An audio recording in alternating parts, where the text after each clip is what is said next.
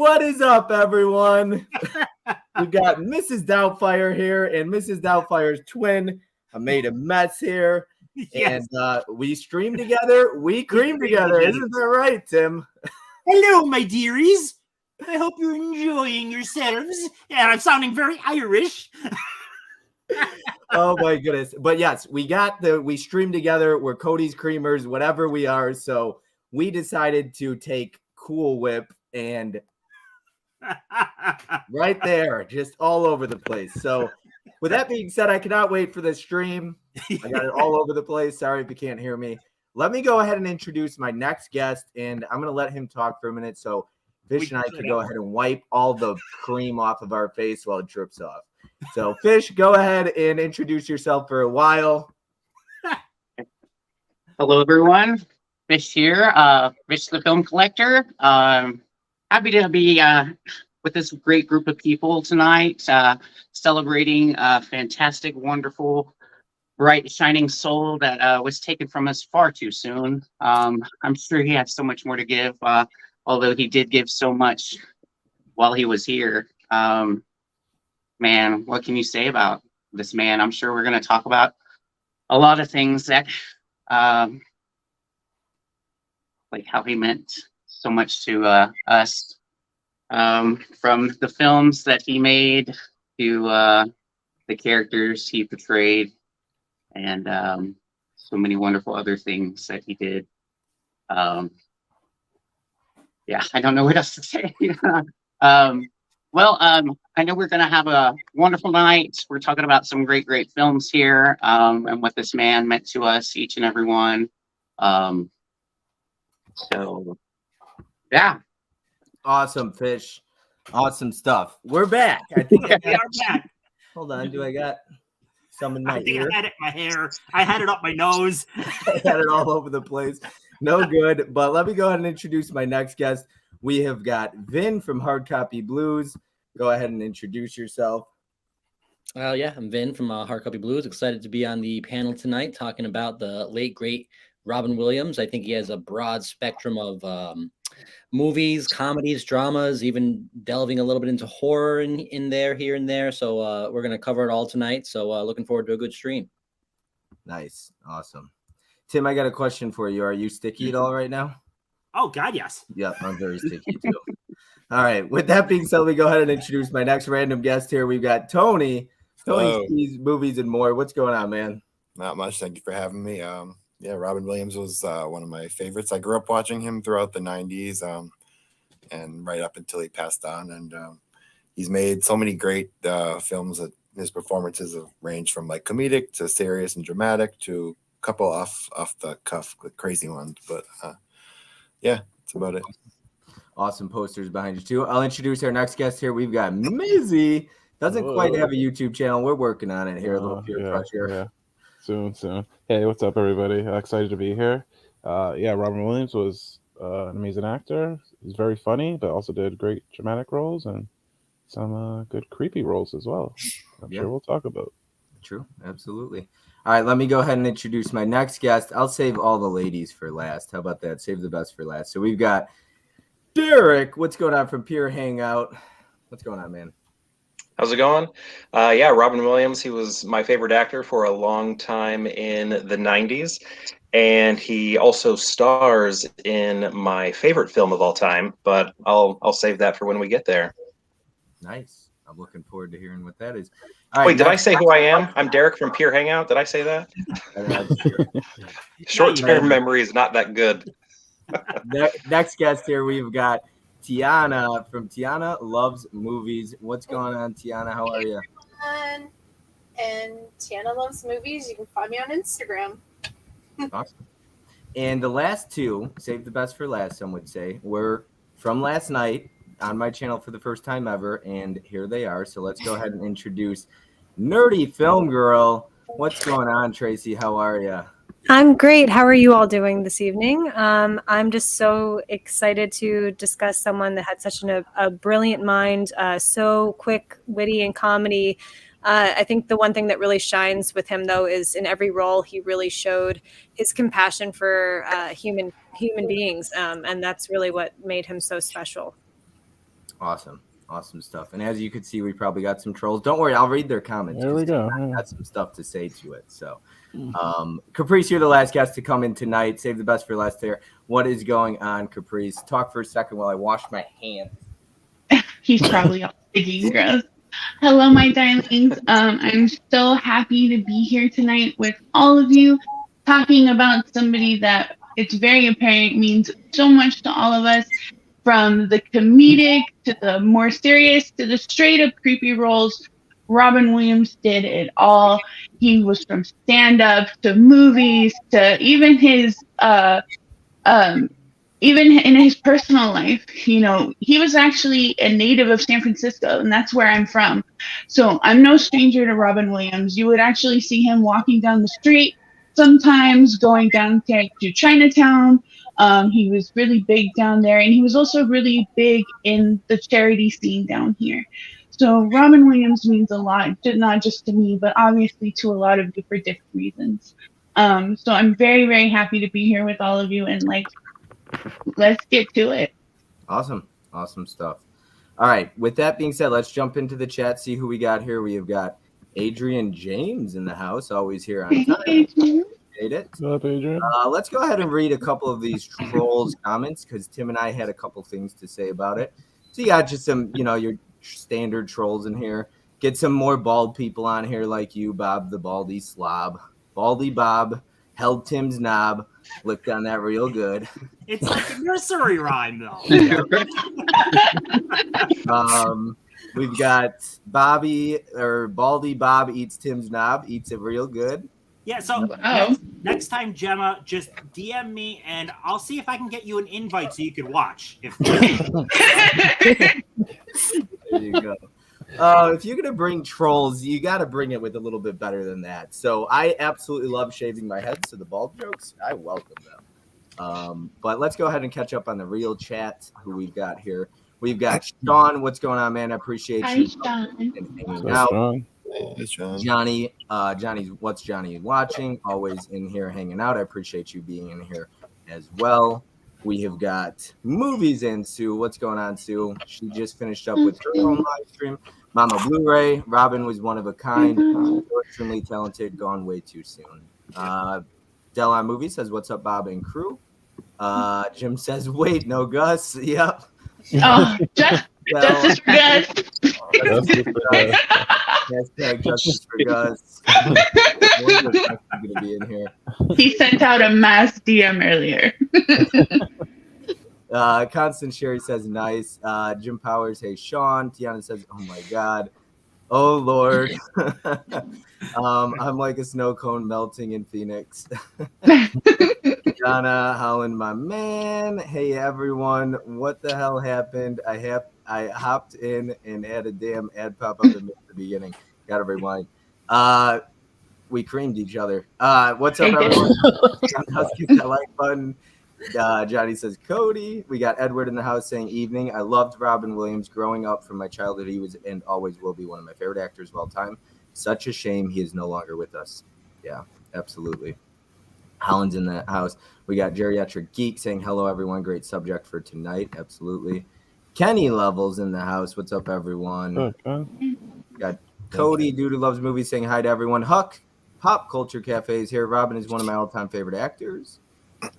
We got Cinema Man in the house. What did I click on? Tim's face covered in cream. Tim likes it sticky, Bob. Oh, God. Yes, he does. We've got Film Addiction saying, "What's up, everybody?" Helen saying, "Hey, Ms. Bob, take that comment down. So rude to have everyone on the panel. Shake my head." Well, according to them, we need actual YouTubers on here and better people. Mizzy's flicking them off, so everyone better correct. 9 of the people here are great. I'll take all the terribleness. Everyone else is awesome. No. I love it. And Mizzy, you don't have a channel yet, and Tiana, you don't have a channel yet. But absolutely love having the both of you on my channel. Anytime you want, come on in. Appreciate I'm always up for having the both of you. Sean says that. Thanks, that was wrong. Hello there, Caprice. Caprice is here. You really put that cream into heart. Damn it, Bob's Blu-ray is going hard with these live streams. Bald gang. And Steve McAllister says, "Do you guys know what movie won or cool, Duder?" We know of them. A lot of You know those. of them. And next Yeah. up, we've got a $5 super chat from Cody. Wow, what an amazing panel. We are all in for a real treat. Have any of you seen the documentary called Robin's Wish? I highly recommend it. I have not. No. I was busy watching his movies and didn't get around to the documentary stuff. And Ken says, Tiana had a channel back in the day. She is an OG. So, and she's been on Ken's World's Biggest Collectors as well. So, without going into it too much deeper here, we got Jim with the $1.99 super chat. Bob streams are next level. I appreciate that, man. I take them to heart and I try to have fun.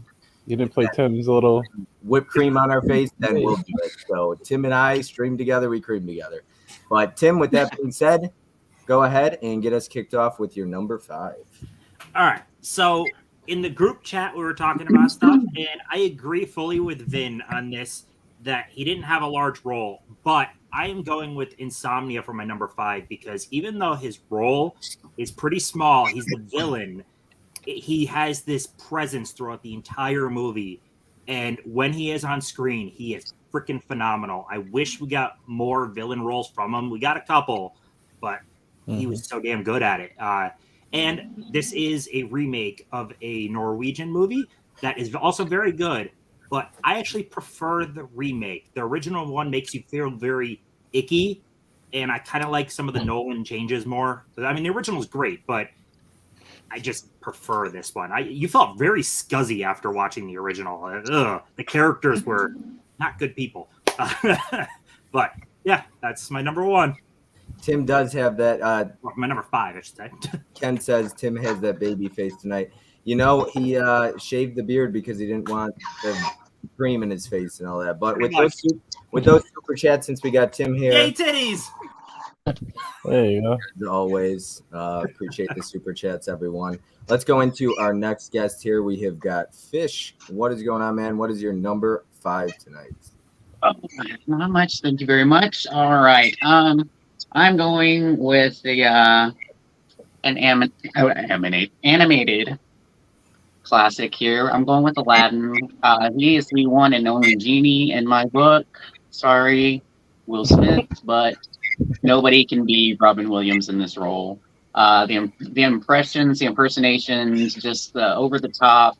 I mean, you can just imagine him in the studio doing this, reading these lines, and even just going off the hook, just going crazy with this role. I love this. The genie is fantastic. I really love this movie. It's one of my favorite animated movies.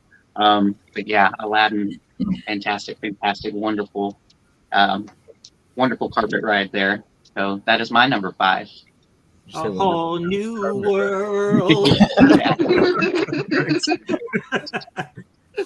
Coco Dutch in the house. She says, "Hello, everyone. Appreciate you being here, Coco." We've got Helen, Coco. Coco. Everybody is excited to see Coco. Dude who loves movies. Cody says Insomnia is my favorite Christopher Nolan movie. Tiana, Tim loves his Christopher Nolan. Hi, Coco. How are you? Tim's face is smooth as a titty tonight. Bell says Gus. Coco says Tiana. All right. Next up, we have got Hard Copy Blues. Vin, what is your number 5? All right, so I'm pulling this one a little bit early. I'm sure we're going to be talking about this one periodically throughout the entire night. But for number 5, I have 1 Hour Photo. Yes.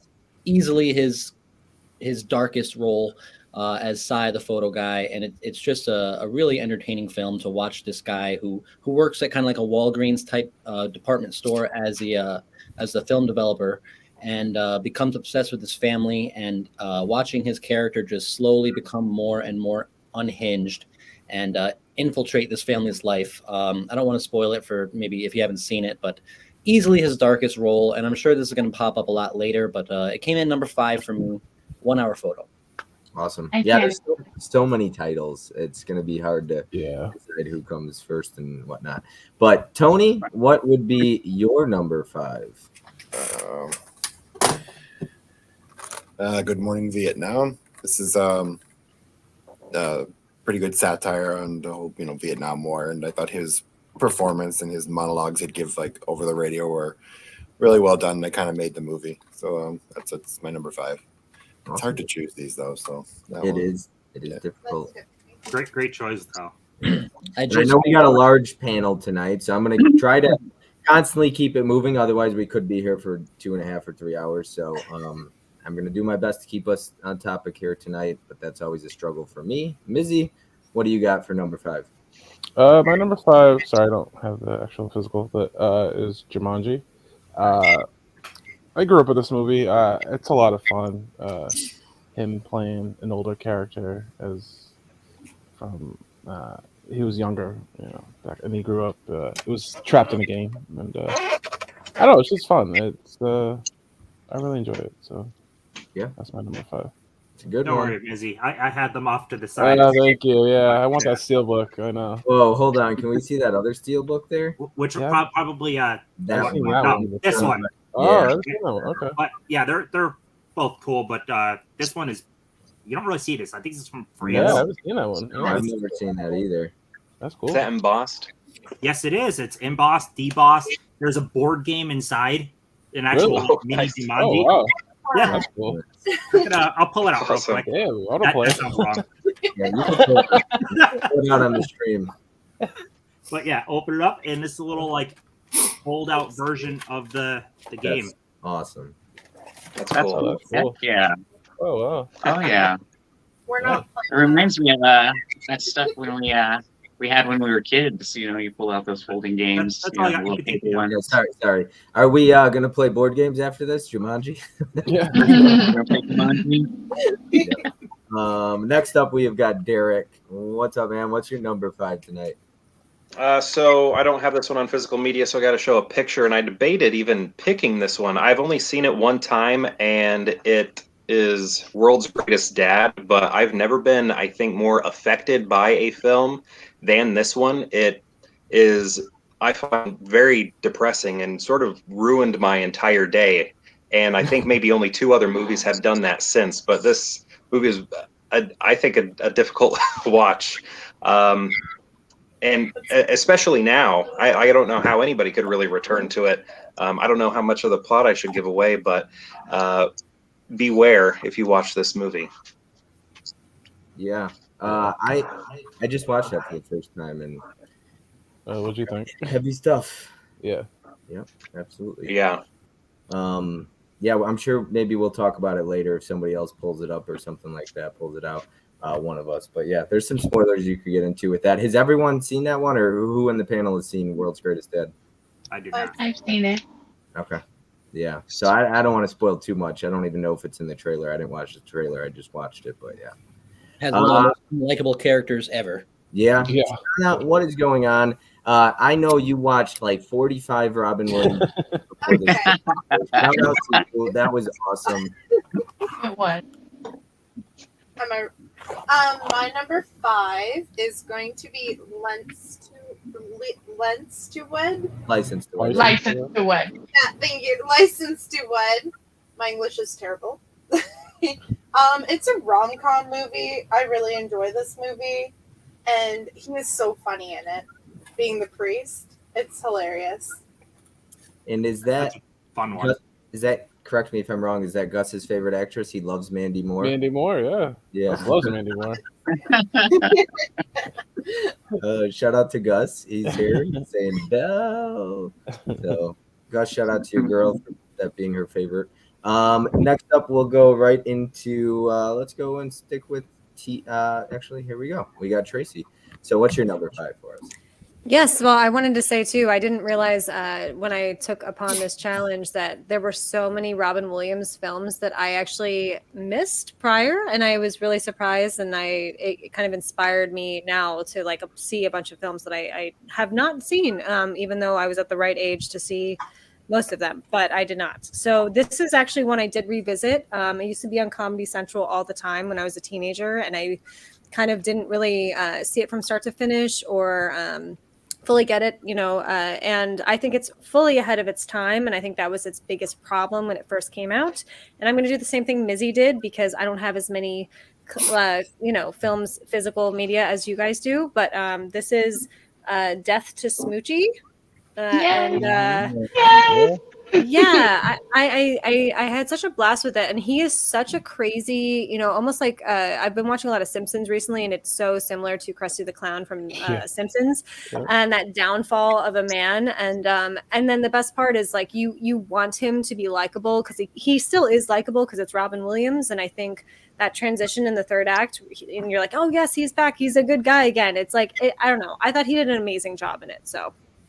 Awesome. I haven't seen that one. I hear what you're saying though. When I had put the stream together and I looked down like Letterboxd, I was like, holy cow, he's got a lot more movies than I even imagined. And I started going through all the ones I've seen, and I was like, there's a lot I haven't seen. A lot. Yeah. Oh, yeah. And I tried to watch as many I could that I haven't seen, but I didn't get to as many as I would have possibly liked. Caprice, close us out with your number 5. So my number 5 is actually one of his more serious roles, and that is with Final Cut. Final Cut is an amazing movie about this man named Alan. It's set in the future. His job title is he's a cutter, and so basically when you pass away, he takes all of your memories and makes a film about it. It's a crazy ride. It's pretty amazing that throughout the entire movie you actually don't get lost or anything like that. Everything is very clean cut. I highly recommend this movie if anyone hasn't seen it yet. But yes, mine is Final Cut. I haven't even heard of that. I've never heard of that one either. Yeah. Never heard of it. Oh. So for me, I'll get us out of here with my number 5. Vin, I'm going to go same one as you here. 1 hour photo for my number 5. I just watched this for the first time.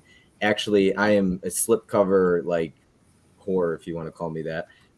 And I didn't realize because it was on sale. Mizzy told me about it being on sale. I didn't realize it actually came with the slip in the original pressing. So, but I had a lot of fun with it. I was kind of really drawn in and captivated. I was just drawn in by his character and especially his haircut in it.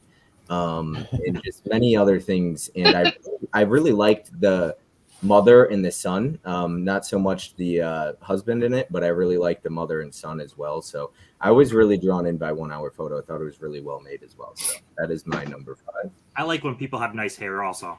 Yeah. It was just an interesting haircut for Robin Williams in that one. But let me catch up on the chat here, and then we'll get into our number 4s. So we've got Gus saying, Dell, hey, Sean, Bearded Four Eyes Man is in the house. What is up, everyone? Love me some Robin. His stand-up was what was best for me. Fish, good call. Hey, Adrian, I'm doing okay. How are you? Hey, Bearded Four Eyes Man. Hey, Vin, cool alien poster. Yep, he's got a lot of those. Are those all one sheets behind you? No, they're just they're cheap. Okay. You could have fooled me. Hey, Holland, what's up, everyone? What's up, everyone? We've got Mel in the house. Mel, just everyone saying Mel. Tim, that baby face. Yep. I'm doing good. Thanks, Coco. Hey, Mel. I'm so glad that most people missed the beginning of this, Tim. So it didn't turn out like I wanted it to quite. I couldn't get the cream all in our face. So it was hard. Yeah, it's just so small. Okay, Jim. Yay, orgies. Glad to hear it. We got Hey There, Mel. Jack is one of my all-time favorite Robin Williams movies. What's up, Johnny? Hey there, Sean. Jumping on the Mel train. Mel. A lot of Mel's and just highs back and forth. It would be so hard to pick my favorites. Number 5, Patch Adams for Satan. I get it, Satan. Hey, Caprice. Hi, Kim. Look at that. Hey, Kim, how are you? We've got Adrian saying I would jump on the Mel train. Mel, the guest room is waiting. Can't wait, Mama Blu-ray. Tim is wearing Mel? I am wearing Mel. Oh, he's wearing Mel. I was like, wearing Mel. I was like, is this some inappropriate question? When I saw the question, I was like, let me look at the name first before thinking it's a troll. And it was Gus. And I was like, what the hell is Gus asking? Toot, beep, beep. Yes, he is, Gus. Can I get it? Representing the brand. Yep, and laughing. Whoop whoop. Tim is the man. Nice shirt, buddy. Mandy or hashtag.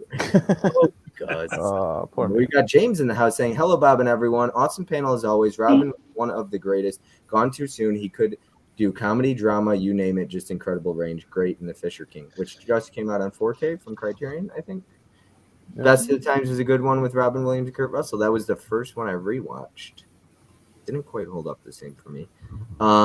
Jim says, hey, James. We've got Film Addiction. Great cast on Bob's Lives. This man keeps us busy. I appreciate that very much. Thank you. And let me hit that super chat. Yay, orgies! My God, you put that as a... Wait, you haven't seen that yet? I Yeah. don't think so. Not as the... All right, whatever. I've played this one like 12 times, Tim. Why is Tim so shocked by this? Everything you do is highlight real content. James, hit that like button, everyone. Film Addiction says. We've got Hi Mel, cool seeing the Rad Pack and KB connecting at Panic Fest. Absolutely. That was cool. Behind on the chat here. I'm going to try and run through it. My number 4 is Birdcage.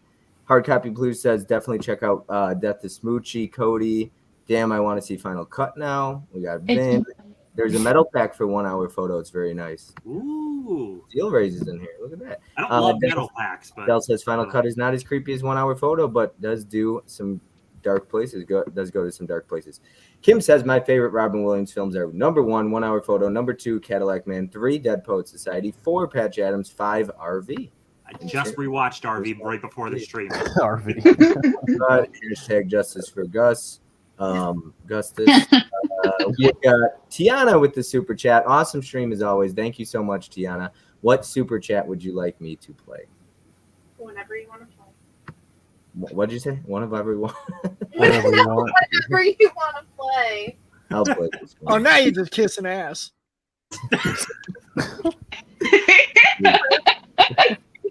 I could do that. Yeah. I Yes, love more that hot one. please. What's I that? love that one. Yeah, Hook's great. Awakenings is one of my favorites. Sydney says Goodwill Hunting, Mrs. Doubtfire. Yep. And I think I'm all pretty much caught up. Killamel, the Hall of Famer, is here, dude who loves movies, says. And Jim says, nice, Helen, spread the gospel. Laugh out loud, Cody. Yay, orgies gets me every time. See, it's fun. Every time. Fun. Every time. But I don't want to wear it out. So if any of you guys do stupid or funny stuff in streams, I will clip it and I will use it as a super chat. Just a heads up. It just so happens I do lots of silly, stupid stuff. So, but it's fun. All right. So for our number 4, let's get into it. Let's go backwards here. So let's start with Caprice. Let your number 4 take it away. Door number 4. So my door number 4 is actually going to be Hook.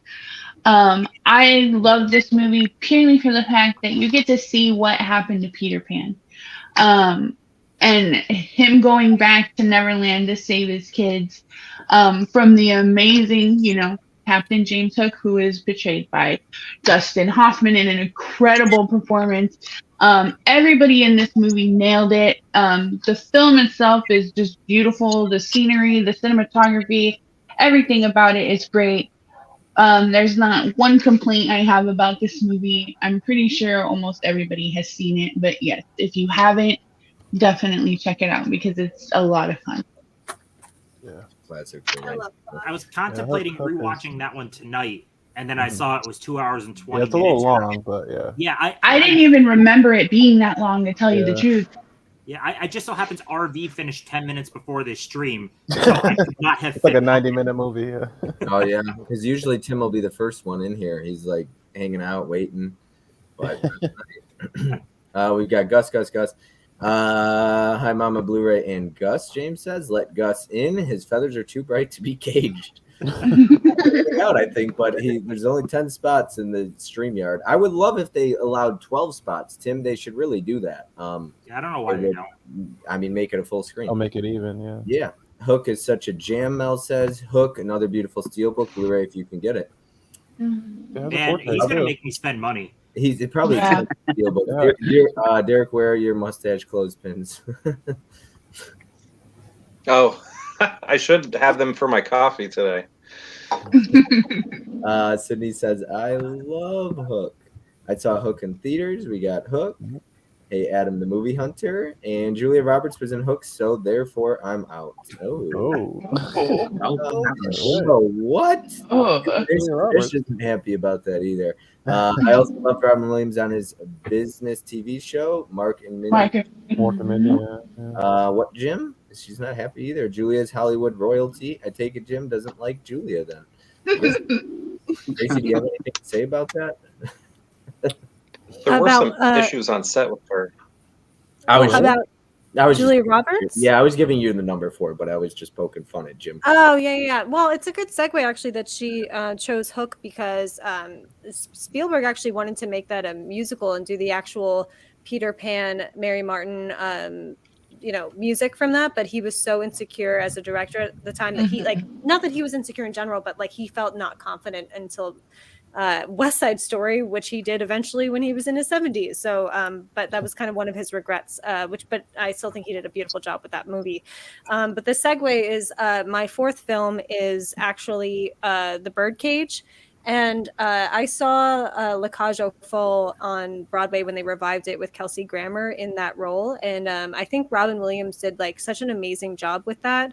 I think at the time it was a really important film, and it kind of normalized relationships with potentially, parents that, maybe couldn't come out of the closet when they were younger and did have that personal journey, and also bringing so much compassion and love. And his chemistry with Nathan Lane in general is just fantastic. It's just a really fun film while it's also discussing very serious topics. So I had a great time with that movie. Awesome. I haven't seen that one yet. That's a good one. It's a great one. All right. I think we're going to let Tiana take it away with your number 4. All right, number 4 is actually just came in today, but I did watch it on Disney Plus, and it's Flubber. Oh, Flubber! That's a staple. Right? So cute. I saw that. And I always like to say, who wouldn't want a green little Flubber running around? Who wouldn't?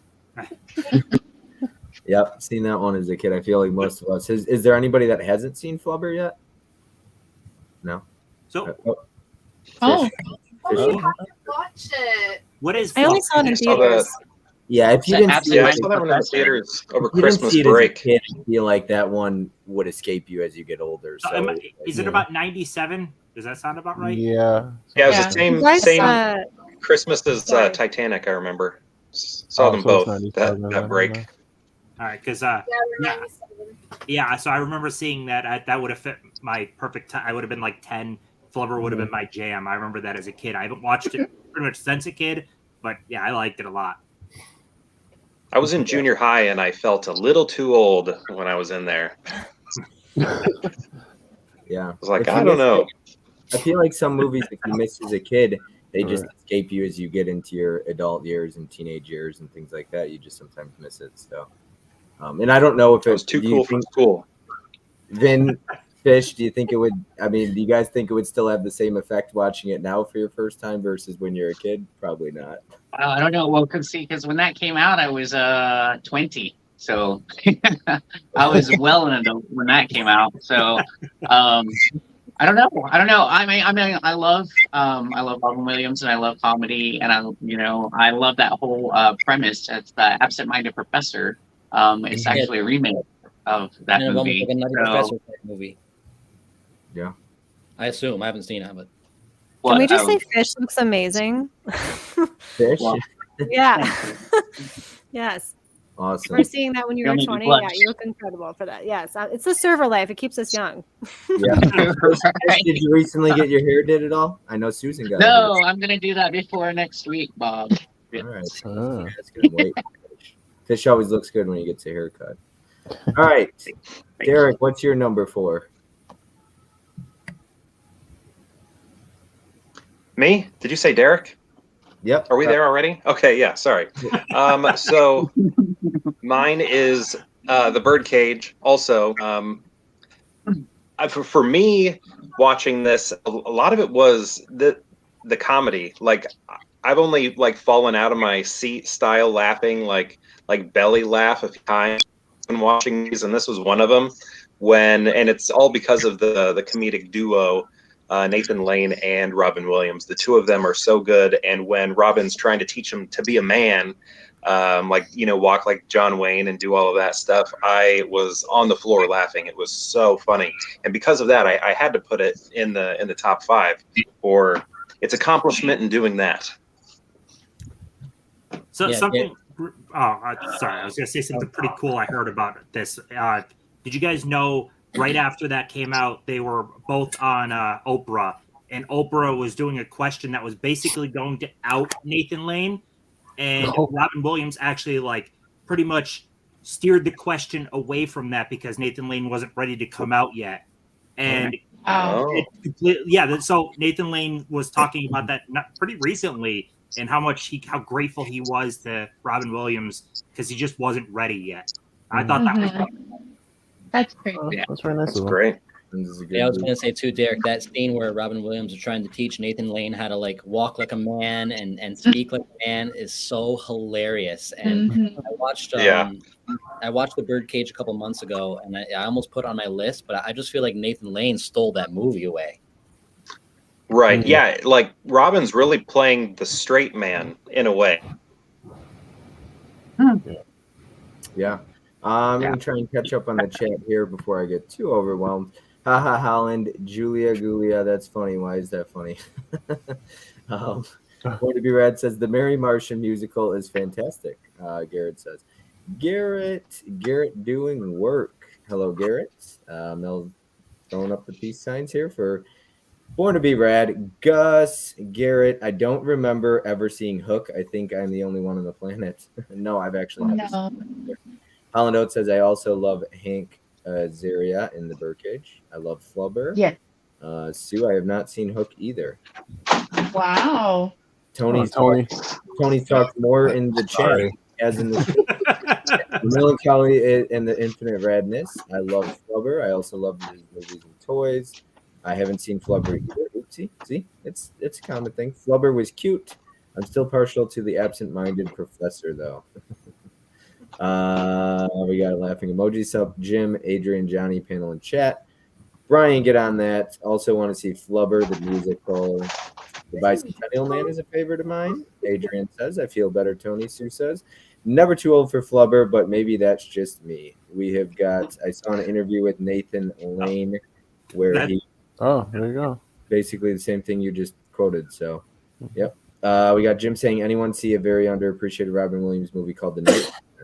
Oh, yeah. I remember that. Finn doesn't have time for Flubber. He's too busy running marathons. Yeah, he's been killing it. Yeah. Yes. Absolutely. Yeah. Tidbit says, as he was unready to come out at the time publicly. Yeah. Laugh out loud, Cody. What's Johnny watching says Nathan Lane's performance was outstanding as Birdcage. Got to get on it, Gus. Laugh out loud, the basketball scene. Dude who loves movies says, I remember renting the Birdcage and Twister on VHS when I was a kid, but I haven't seen it since. Jim says Hank Azaria dominates that film. I saw that Oprah Triple T. Oh, I pierced the toast. I think I just lost my spot in the chat, but I just prefer the black and white version. Gus says. Jim says, "Gus, don't get silly." Hashtag rad dudes, dude. And too much flubber talking here. Robin had way better films. Come on, guys. By the way, today's Terry's 77th birthday. Happy birthday. Right, like what dreams may come. All right. Okay, caught up with the chat there. Mizzy, get us back on track with your number 4, buddy. All right, my number 4 is 1 Hour Photo. This was a very dark movie, and it about a man's obsession with a family. And I mean, he's done some black comedies and stuff, but this I think was one of his darkest roles ever, and it's very eerie and creepy. Awesome stuff. But it's a good movie. It is good. Yeah. Curious who else is going to have that moving forward. Tony, you're always so quiet over there. How you doing, buddy? The 4th one is Good Will Hunting. It's one of his better dramatic performances. Won his Oscar, I believe, his supporting actor Oscar. Mm-hmm. Filmed locally around my area of Boston. So, yeah, it's fun. That was Love good. it. Great script. The studio has approached Matt and Ben multiple times to do a sequel, and they beat it down. No, No, it doesn't need a sequel. no. No. That's Oh good. yeah, Matt Damon's also in there, and Ben Affleck. I mean, Oh yeah, Matt Damon and Ben Affleck. Matt Damon. Yeah. Yeah, they went Juvenile Oscar. anti-flubber. We've got Johnny saying we need a 4K release for What Dreams May Come. That's Yes, we do. 4K Steelbook. Yeah. Former 4K Steelbook, I'm all over that. Didn't they do a scene in one of like the Kevin Smith films where they pretend they're doing a sequel to? I'm so sorry, I just blanked out on the movie that you just mentioned that you Flubber. loved. Good Will Hunting. Yes, Good Will Hunting. Yes, I think there's like one Kevin Smith film. Oh yeah. Yes, it is. Yes. Yes. Was it Jay and Silent Good Bob? Will Hunting, and I think he calls it rain. I think he calls it reindeer game. I think, and then Yeah. Matt Damon pulls out. Hold on. And Matt Damon pulls out. It's called like It's like Good Will Hunting reindeer or something, and he pulls out a shotgun. Hunting Right. season. Johnny's Hunting hunting. season. Hunting season. Hunting. I Yeah. heard reindeer games, and I'm Yeah, like, I know, Bob. Yeah, you gotta. Hi, Bob. I've got it. Yeah. Good Will Hunting too. Hunting season. See, they There really, you go. Yeah. that's the problem is, There. you know, Hollywood just wants to make sequels constantly. It's like some things are better off. Yeah, leave it alone. Yeah. Vin, what's your number 4, bud? The runner. Uh, Look at that. Miles for Mohawk. What does it say? Miles on the Mohawk? It was a race I did last year. Nice. This title's probably going to come up a lot, but it's Mrs. Doubtfire. Yes. Mhm. This is one of the films I feel like is kind of rare where a film can be two things at once. It can be a really funny movie with really laugh out loud funny moments, but it's also a really dramatic movie, a look at what divorce does to a family. And it can do both sides of the coin. It can be funny, it can be dramatic, it can be heartfelt. And the one thing I always get when I rewatch this film is it's Robin Williams does such a good job, not only comedically, but portraying a father who is just so in love with his children. It just oozes out of him on the screen, like when he's in the court and he's saying, I just need to be around them. And I always kind of take that from this movie. And it's rare that a film can do two things at once. And I think this one does it. And it's an all-time. It's probably his most iconic movie, probably. But yeah, it's my number 4. Good one. So I think- Great upon a choice. rewatch of that, I didn't realize how awful Miranda, Sally Field's character, is. Like Bob, yeah. I hated her. They Yeah, could have Bob is solved nice. so much of that between them without the courts, and Yeah. all of her issues are between them and not. Yeah. He is a wonderful father, and Yeah. she absolutely stabbed him in the back. And Just ask how much I hated her in that movie. You could Yeah, ask Bob me. was cussing her out. We were watching that. I wasn't a fan at all. I was like, yep. All right, Fish, before I get started on Sally Field in that movie. So a few people have already mentioned this. So this is my number 4. I recently rewatched 1 Hour Photo, and I really loved this movie. I hadn't watched it in years. I watched it last month for my March Madness, and then I rewatched it the other night just to take it all in again. And he is wonderful in this movie. His narration when he's talking over the scenes and stuff is fantastic, and the way he gets into his own head and lives out fantasies, it's so good. The way he gets attached to this certain family, it's wonderfully creepy and so, oh gosh, yeah, one of his best roles ever. Like I said, yeah, so fantastic. The photo guy.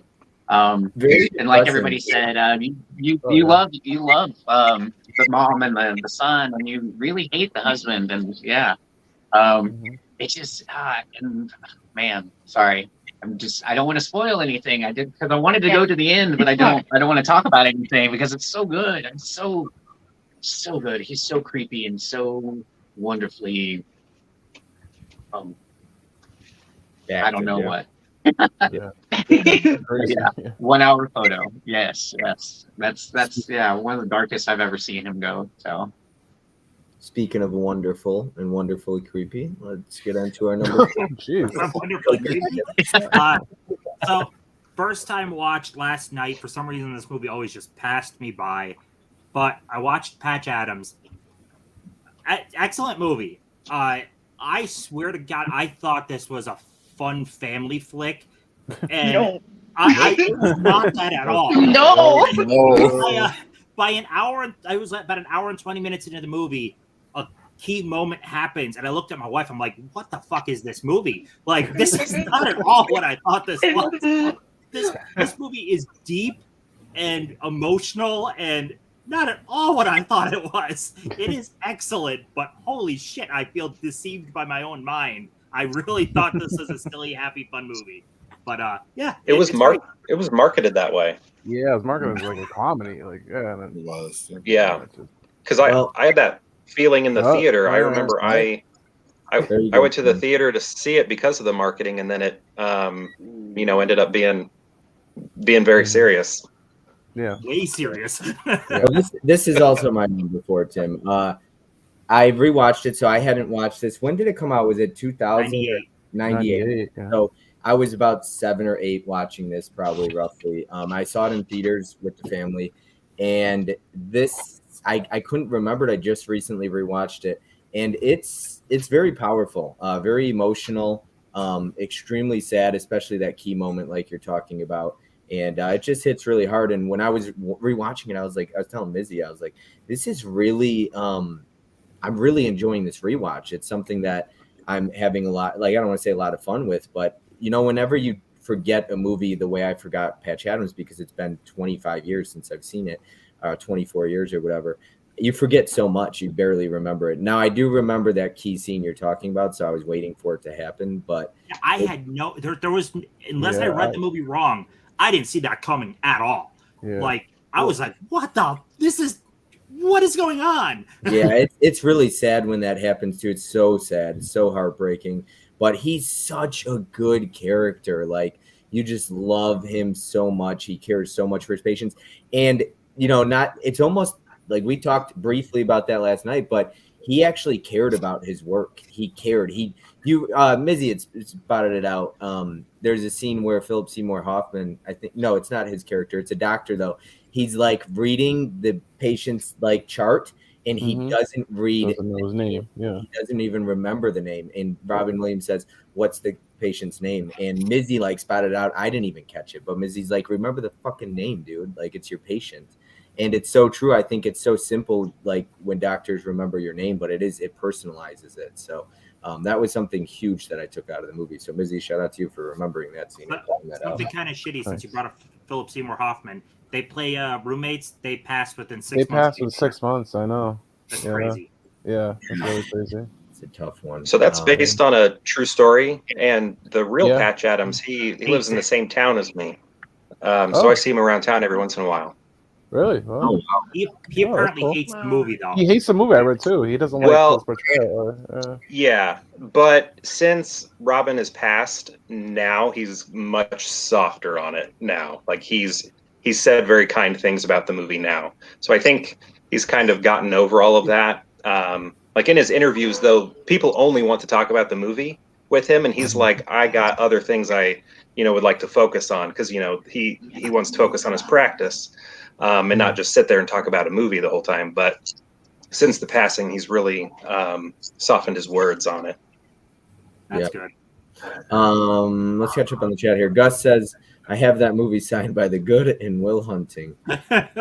Jim says, "Cody, I just want to put Flubber on a pedestal." Definitely hunting season, good. Will Hunting 2. Ken says they make a joke about reindeer games right after, though. Thank you. Mork and Mindy is my favorite Robin Williams of all time. I agree. I'm glad someone brought that show up, because I used to watch on Nick at Night all the time, actually, and he was phenomenal in it. It was like the before Third Rock from the Sun, that kind of concept. The alien, right? Yeah. Ferngully is an awesome, good Robin Williams film. Yes, it is. Oh, Ferngully, yeah, that's right. I forgot about that. Great, Mel. Your taste is impeccable. I was going to say something about toothpaste. Well, I got worried with Flubber comments, Mel. Dude, right, Jim? That's why we homies. Insomnia was where Robin finally got to flex his acting chops as a serial killer. Jody says this is a hard list for me because Robin has such great film history. If I had to, 5 would be Mrs. Doubtfire, 4 1 Hour Photo, 3 Insomnia, 2 Hook, and 1 What Dreams May Come. I'm digging the Insomnia love because a lot of people rank that as like one of the worst for Yeah, Nolan. like it got bad ratings and Insomnia. reviews. Code Society is also good. Good. Yep. Captain, my captain. Patch Adams, ending is dark as hell. Cody, are you misspelling Nolan on purpose? I noticed one. No, you need it in the collection. No. Aging in reverse. Nolan is the correct spelling. I was Patch Adams for Halloween one year, Cody says. Don't sleep on RV, guys. JoJo is in it, and Robin gets into jinx. Yeah. Kim says the reason 1 Hour Photo is my favorite Robin Williams movie is because you don't expect him to play such a dark character. There are still moments where you still feel sorry for him. Yep. Gus says, "Are you a No fan, Jim?" Nolan, I assume. Mrs. Doubtfire, the musical is pretty impressive. As I was taken for my birthday a few years ago and dismissed how they could match the film. It was great. Also, they had a successful run of Aladdin musical. Nice. Been a long time since I've seen Patch Adams, Dell says.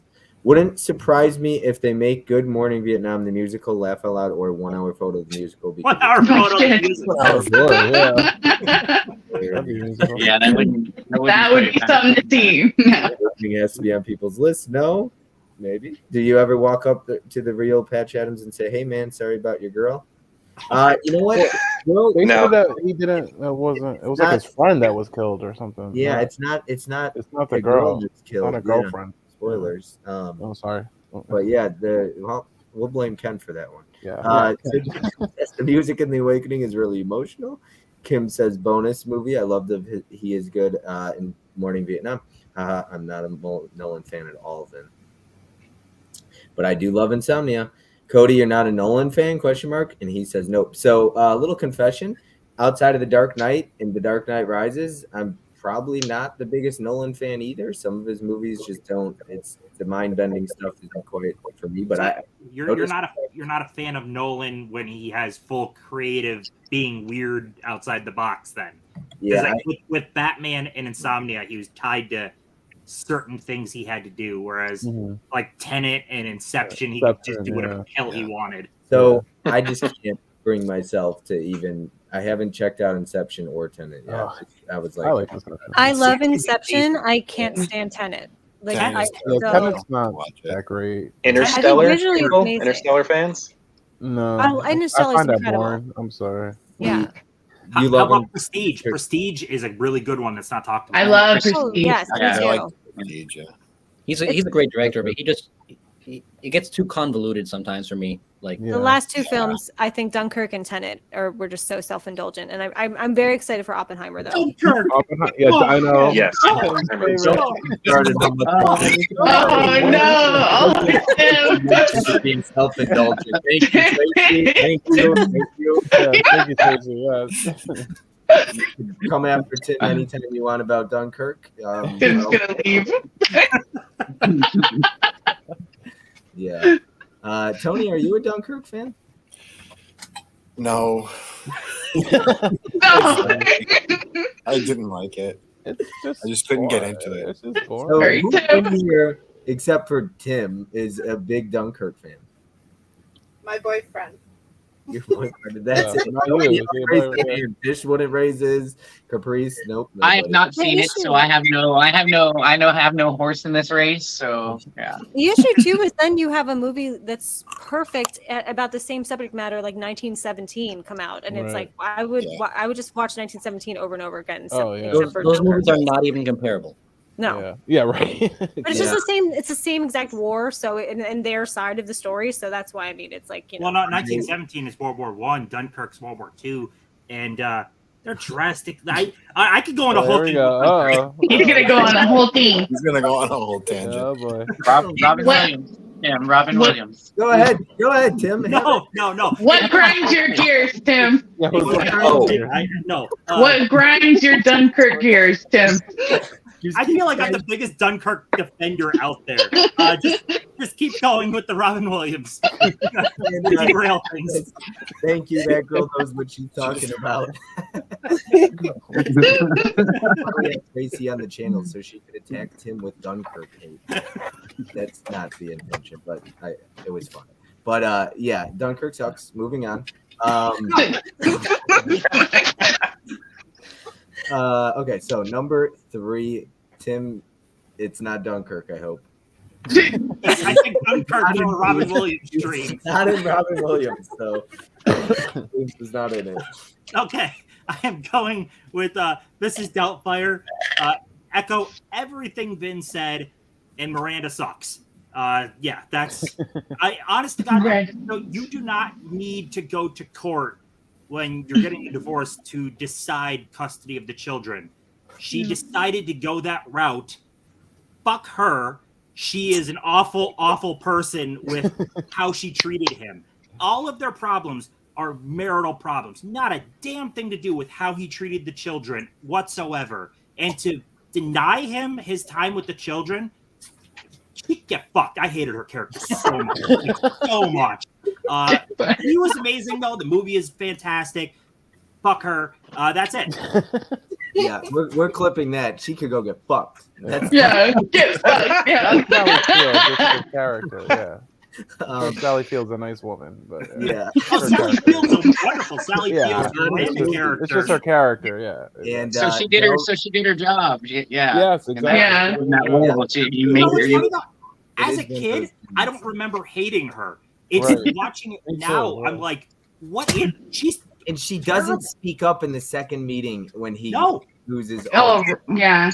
And she tries to blame. She tries to blame. Oh, I was mad, and the judge did that. Yeah. You didn't have to go to the freaking judge about this. No one say you have to go to a judge for this. She decided. It was just a donkey in the house. That's it. Not a big deal. Some of us after all the Dunkirk. So we all lost a subscriber. It's Adele. We've got Sydney saying Inception is mind blowing. I kind of want to watch it using a VR headset that's wider than 110. Yes, I remember he was. Get her, Tim. Poor Field. She should have stuck with the Flying Nun. Drive-by or something. Yeah. We got Tim worked up on Dunkirk, and he carries it over for his hatred. It's not a hatred for Sally Field. Tim looks 30 years younger. Is he Benjamin Buttons every time? Ragnar says, I like the movie where it's a fake Walmart. He works at the photo mat. Yep. Yeah, 1 hour. Yeah. 1 hour photo, yep. And then saying laugh out loud, Cody. Tim uses of Ulay out laugh out loud. Couldn't even get on a roller coaster right now. So he looked so young, they'd be like, yeah, you're tall enough, but you're not old enough. Mrs. Doubtfire, I hated that character even as a kid. I didn't make that connection as a kid for some reason. Yeah. I thought that was like normal or something as what parents do. I don't remember that as a kid, but I couldn't stand her watching that. I mean, I had some choice words, but Tim stole the show with that. So you hate Sally Fields as much as Tim does? We'll see. I don't know. But my number 3 is a little known 80s movie that I grew up watching over and over again on HBO or Cinemax or something. It was on constantly, but it is Club Paradise. The story of a firefighter who gets injured, who retires down to the Bahamas or Jamaica. Yeah, down to the Caribbean. Anyways, so in that general area, and buys some land and builds a resort. And it's just a movie about like the first group of people that he gets to come and check out this place. There's a lot of cast from Second City Television on here. There's Andrea Martin, Joe Flaherty, Rick Moranis, Eugene Levy, Peter O'Toole is in this movie. I believe this is Twiggy. Yeah, Twiggy, the supermodel from the 60s is in here. Jimmy Cliff. Yeah, great cast, a lot of fun, just off the wall, great comedy, just crazy antics on this island here. So Club Paradise, my number 3. I love this movie so much. It looks like and sounds like a raunchy comedy, but I doubt it is. No, it's not. No, but so the movie overall made me smile, and I was happy and having a good time the whole time. But there's 2 gags in the movie that had me almost rolling on the floor laughing. You know, with that surfboard thing, the Rick Moranis and the shower scene with with Andrea Martin. Yeah, yes, those that had me rolling. Oh my goodness, very fun movie. Yeah, this movie's a lot of fun. Definitely check it out if you haven't seen it. But yeah, it's Tim, you find it on Amazon? Yeah, I paid $10 for the DVD. There is no Blu-ray, so yeah, there is no Blu-ray. Yeah. Yep. That's one of those that I want. It's Warner Brothers, so it's a possibility. All right. I don't even remember seeing that on his IMDb page. That's one I've never Yeah, seen. it's on there. I saw it, but it was on there. No tank top tonight, Vin? Didn't want to impress anybody? No tank top? Number 3, I almost didn't pull it because it's just a voice acting role. Fish already pulled it, but I had to put it on there, and that's Aladdin.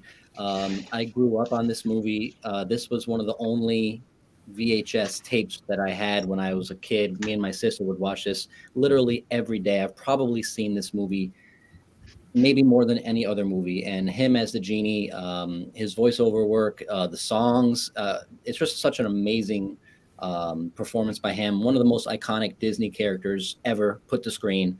So I had to put it on there, Aladdin. Awesome. Nice digibook there. That's Yes. Target one. Did you buy the remake with it as well, or just that one? No.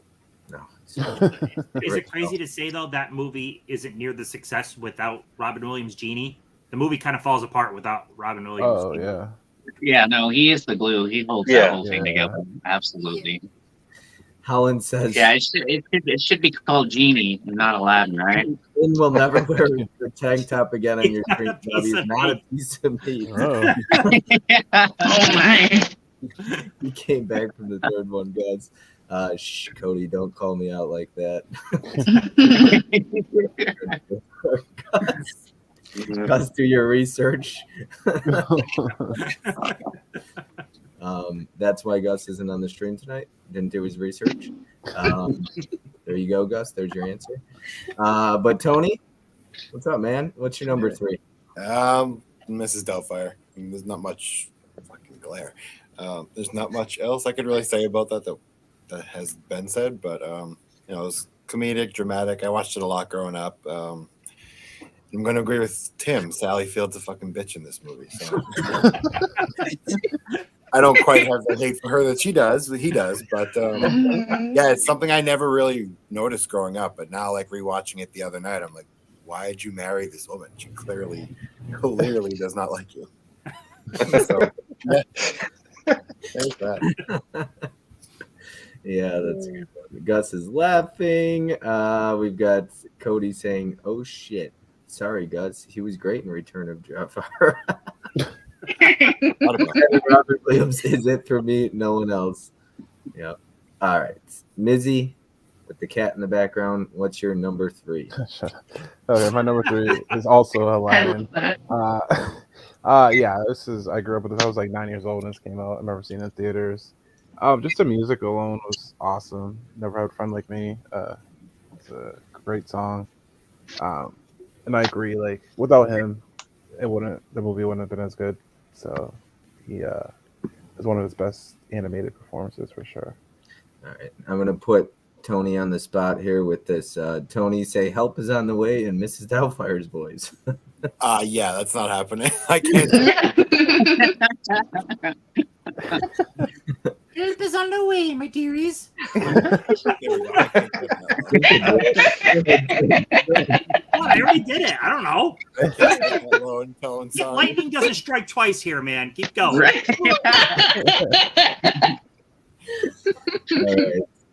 All right. Next up, we have got Derek. What is your number 3? My number 3 is also, well, I guess, yeah, Mrs. Doubtfire.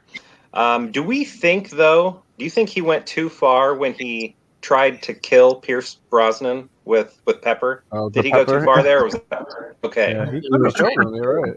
Yeah. I mean, But They, yeah, well, I guess they got a little carried away. yeah, just a a little. little carried away.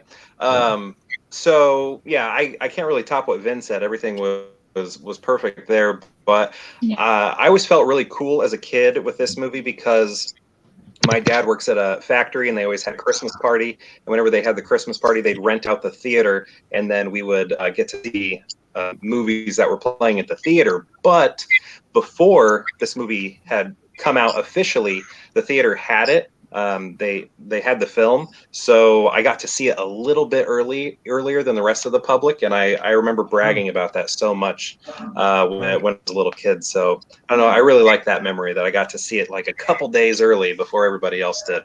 But yeah, I love this movie. Dude looks like a lady. Where's Cody at? Yeah.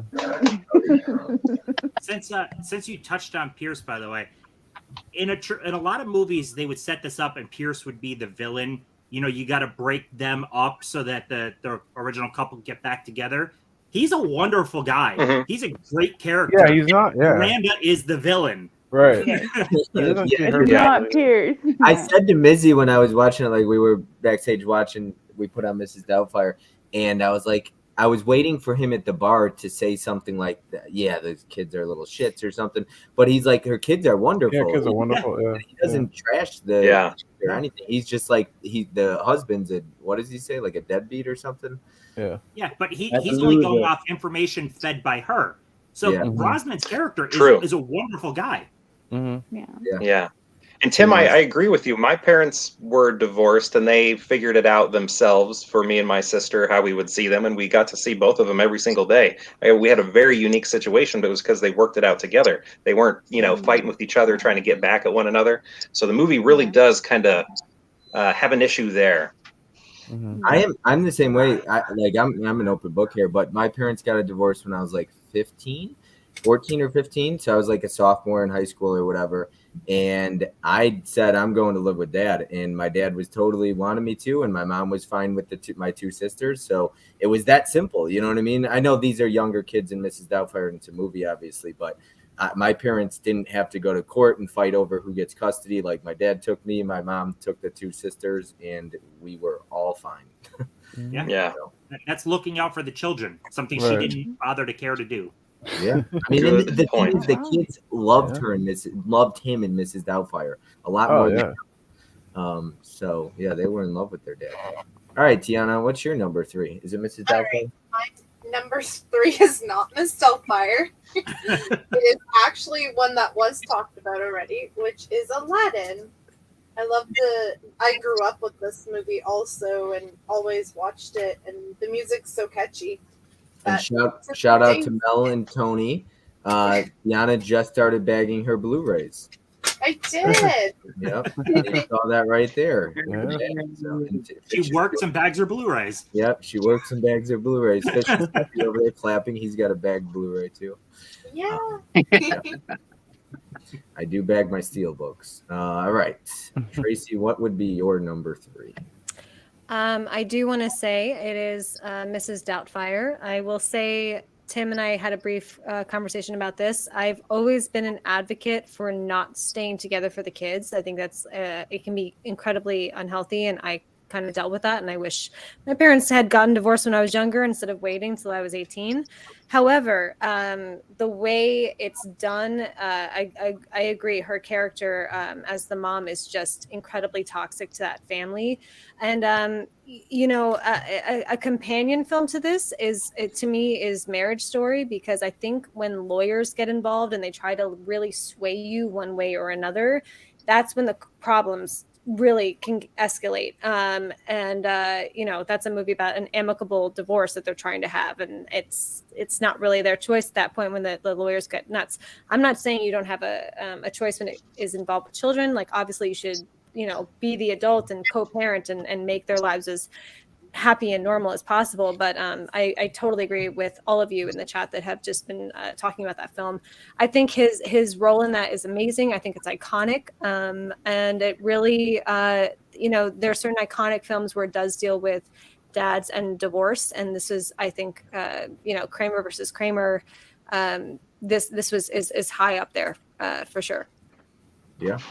Yeah, and speaking about how it correlates with Marriage Story, another film by the same director of Marriage Story that ties in a little bit tighter even to Mrs. Doubtfire is The Squid and the Whale, because that deals with the divorce, but it really hones in on the children.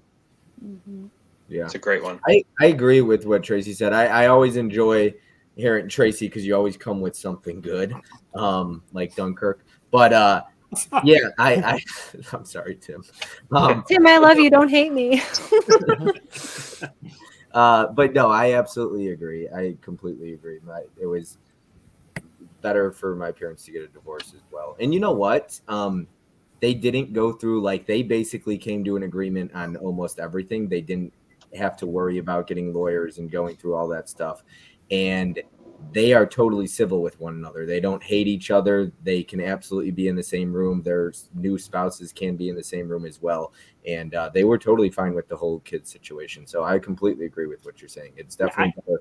Don't stick together, because that could make things even worse, just because if you're doing it for the kids. Yeah, I like that the movie ended with him on the TV as Ms. Doubtfire talking about families being different ways all across the board, and them not ending up together. That was the best way. They didn't belong together. They didn't mesh. It's just she needed to handle things better before that. But I like that it ended without them getting back together, because they didn't need to get back together. They were terrible together. Yeah, and he's great. All right, Caprice, are you going to continue with the Mrs. Doubtfire train here and the Sally Field hate? Of course. Of course. I agree 100% with what Tracy said. My parents also waited way too long to get divorced. They got divorced when I was 18. I have 3 younger siblings, and we've all had this conversation before where we wish it had happened sooner. But to piggyback off of what Tim was just saying about that final scene, that final monologue that he's saying as Mrs. Doubtfire while he's replying to this little girl's letter still chokes me up to this day. Just ball in the throat, just ready to tear up and cry, just because how personal it was to him. You know, he says in the middle of the monologue, he says, sometimes things work out and then sometimes they don't, and in that scene, you're seeing pictures of him, a video of him finally leaving and having visitation with his kids, and it all just worked out the way that it was supposed to work out. It was really hard for me to put this movie at my 3rd, but at least it's in my 5. But yeah, Vin, Tim, Tracy, you guys literally took the words out of my mouth for this movie. So, and fuck Sally Fields, like, all day, every day. Like, and Tim changed his name to Tim Hates Sally Fields.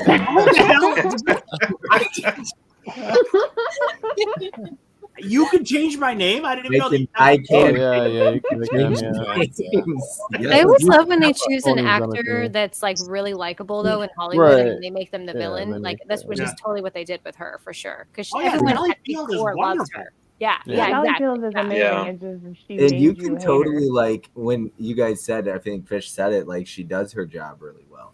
And it does suck when you watch somebody you love play such an unlikable character. There are times I'm watching a movie and people will ask me, they're like, why do you hate this actress so much? I'm like, because of this character. They suck. And it's like, but they're doing such a good job, but it makes me almost hate them as an actor. I'm like, I can't stand her in this movie, so I hate everything she does now. And it's just not fair. But That's what happened to the little kid in Game of Thrones, the one played Joffrey. He didn't get work after that. Yeah. Because everyone hated Oh, him. yeah. And I feel like it's just a testament to how good of that character, how well they play that character. Oh, absolutely. All right, my number 3 would be, I'm going to go with Jumanji here, the awesome, great Steelbook. I didn't get a chance to rewatch this, but I knew where it would fall in my top 5. big fan of Jumanji. I have a lot of fun with it. I did rewatch it a couple of years ago, probably 3 or 4 years ago. And it's just a lot of fun. And it's a big staple of my childhood as well. I did grow up with a lot of like horror movies and comedies and raunchy comedies. And I didn't watch much Disney movies, but I did watch stuff like Jumanji as a kid and Patch Adams. Well, that's a little bit more heavy, but yeah, I watched stuff like that as a kid, Mrs. Doubtfire. So yeah, Jumanji's a good one. Yeah. All right. Let's go ahead and catch up with the chat here. Hopefully I catch up pretty quickly. Once again, if I do skip anybody's chat, I do apologize. I just don't want to keep my guests here for like 3 or 4 hours tonight. I don't think Aladdin would have lasted as long in pop culture had Robin not been involved. Don't you dare ruin Mrs. Doubtfire for me, Derek. Haha, Derek, you know what? Dude looks like a lady. Gus, did you like Bicentennial Man? Gus says yes. I've actually never seen Bicentennial Man, Cody says. Jim says it's wild. We are his gosh damn kids. Gus is more like justice for Robin with your Robin Williams knowledge. Robin for return. Gus knows everything about everything. You know what happens? You know it alls. I'm advocating for peace and love. I don't want to be hated. She's an interior designer and destroys the house that she probably spent so much time curating for a party. It might be on an island with this. I might be on an island with this one, but I really dug that they did not get back together at the end, which is very realistic. I did as well. I really did like that. Same here, Cody. Agreed, Cody. I like the breakup. Jim likes breakups. Noted. Cody says, yes, I like the ending of the breakup as well. Realistic. Absolutely. It was written by Robin and his wife. That was, I believe, his second wife. That was, I believe, was the nanny from his first marriage years, but didn't have a romantic relationship until after the divorce. I like Centennial Man, but some parts of the movie, the acting was a little awkward, or maybe it was how it was directed or the script even. Unlike in Mrs. Doubtfire, Robin was just so good. Robin could manage bad scripts. Yeah, he could. Which was a book that they thought that they bought rights for the character named for Mrs. Doubtfire. The deleted scenes show a more dramatic movie with even a scene back at the house after the reveal. Tim hates Sally Field. Look at that. Yep, he changed his name.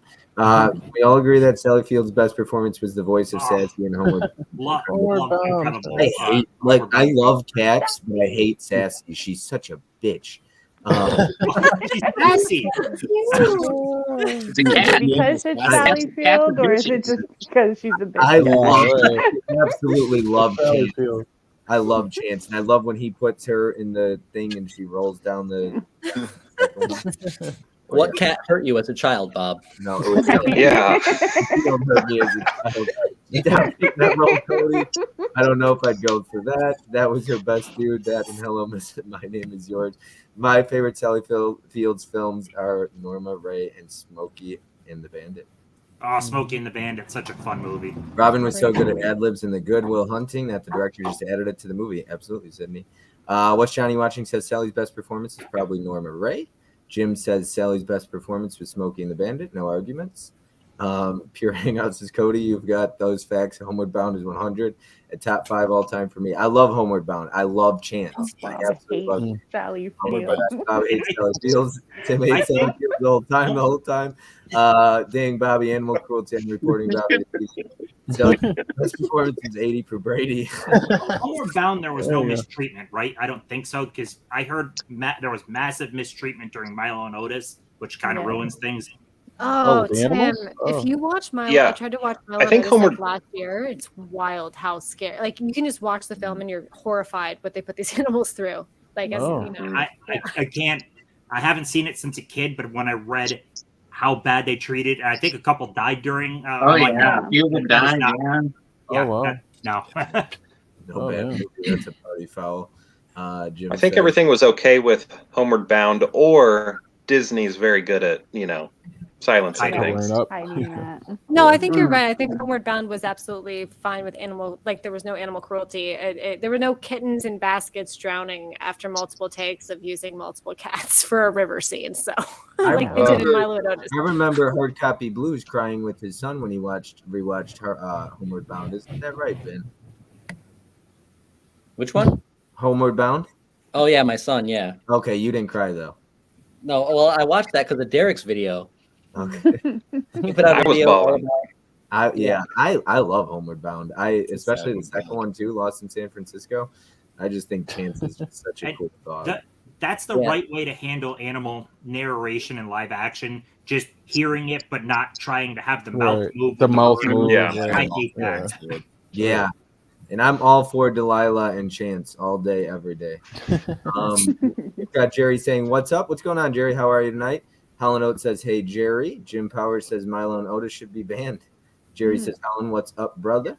Helen Oates says, "Derek has a great Homeward Bound video filled with unexplainable noises." Gus says, "Finn was crying behind the scenes." That's what I'm saying. That's what I'm telling you guys. All right, number 2. Since we're talking about Vin, let's go ahead and let Vin get on with his number 2. All right.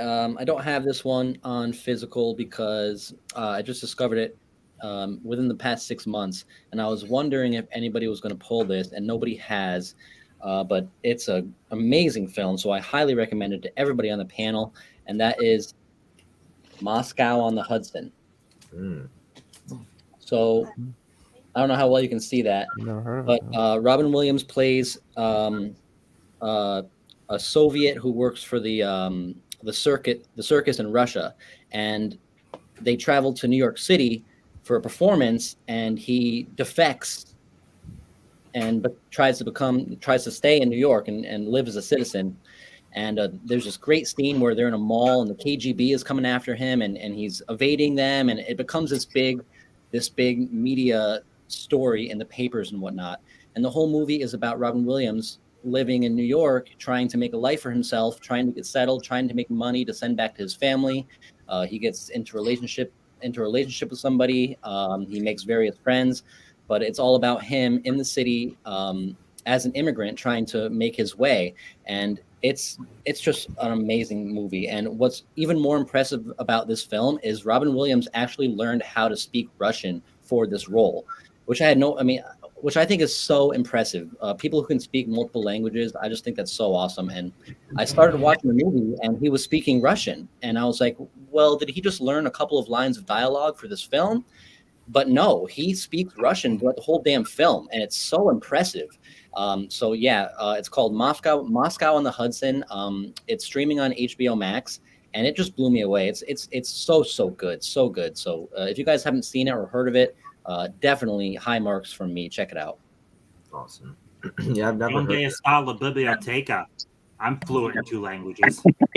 That's one I actually wanted to get. That's one I actually wanted to see because I look back on his filmography and that's one of his older ones. And I like some of his older stuff because you always think of him as comedy. You know, you always think of him as like Mrs. Doubtfire or Birdcage or stuff like that, or Club Paradise, or Aladdin. But early on in his career, he was doing dramas. You know, Yeah, early on he was knocking it out of the park with that and with Good Morning Vietnam. Good Morning Vietnam. So I wanted to check that out. I did not get a chance to watch that one yet. It's an indicator release, so I'm going to order it after the stream. Of course you are. Why Vin, not? Vin, I have a question for you actually, because I watched the trailer for that or a clip of that discussing that movie, and I kind of felt like potentially maybe that inspired Spielberg to make The Terminal a little bit, but maybe not. I don't know if you. I mean, there's some tie-ins with Tom Hanks being, an immigrant stuck in an airport. So there's that. I didn't make that tie-in initially, but there is that tie-in with this iconic American actor. But this is even more impressive to me because he's not just putting on some accent like Tom Hanks. He straight up learned Russian for the role, which is amazing to me. Wow. Yeah. That's awesome. That's impressive. Absolutely. Let me catch up on the chat here. We got R-rated Homeward Bound coming with Strays later this year. Also, you would sorry, I lost my spot here. Also, you would love her movie Eye for an Eye. Excellent movie. What's up, dude? Jerry says.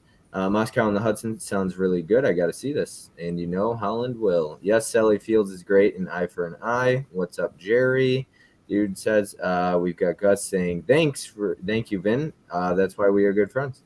Gus, you make your own ravioli, and I enjoyed Popeye. And Gus says, I do, Jimbo. I want to see Gus and Jim start a cooking channel together. Yeah, Yeah.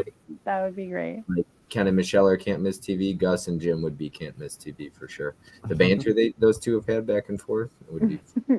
All right, let's go to Tony next. What is your number 2? Aladdin. It's my second favorite Disney movie. Another one I grew up watching. Robin Williams is great in this. I mean, Is that a Mondo Steelbook? That is, isn't it? It is. I got it at FYE. You got the slip with it? Yep. Oh, nice. Oh yeah, that's nice. I was like, I thought I saw Mondo. Beautiful Steelbook. Thanks for the unboxing. Yeah, I mean, yeah, without Robin Williams, this movie wouldn't be quite the same as it is. I don't mind the live action one, but that's another topic. Yeah, I mean, this has been discussed already. There's not much more to say about this. I mean, this is my second favorite Disney movie, so awesome. Aladdin. Yeah, there's been a lot of talk on that one. We have got Gus saying we're gonna call it Gumbo, Cooking with Gus and Jimbo. There you go. That would be quite the channel.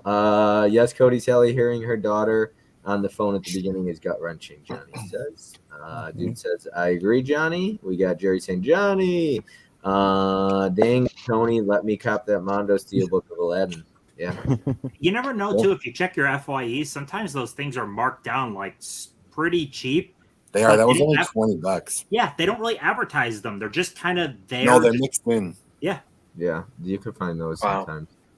Yeah, and then sometimes they're overly expensive. Like when the Toy Story one came out, that was like $39.99. Yeah. I was like, what the? All right.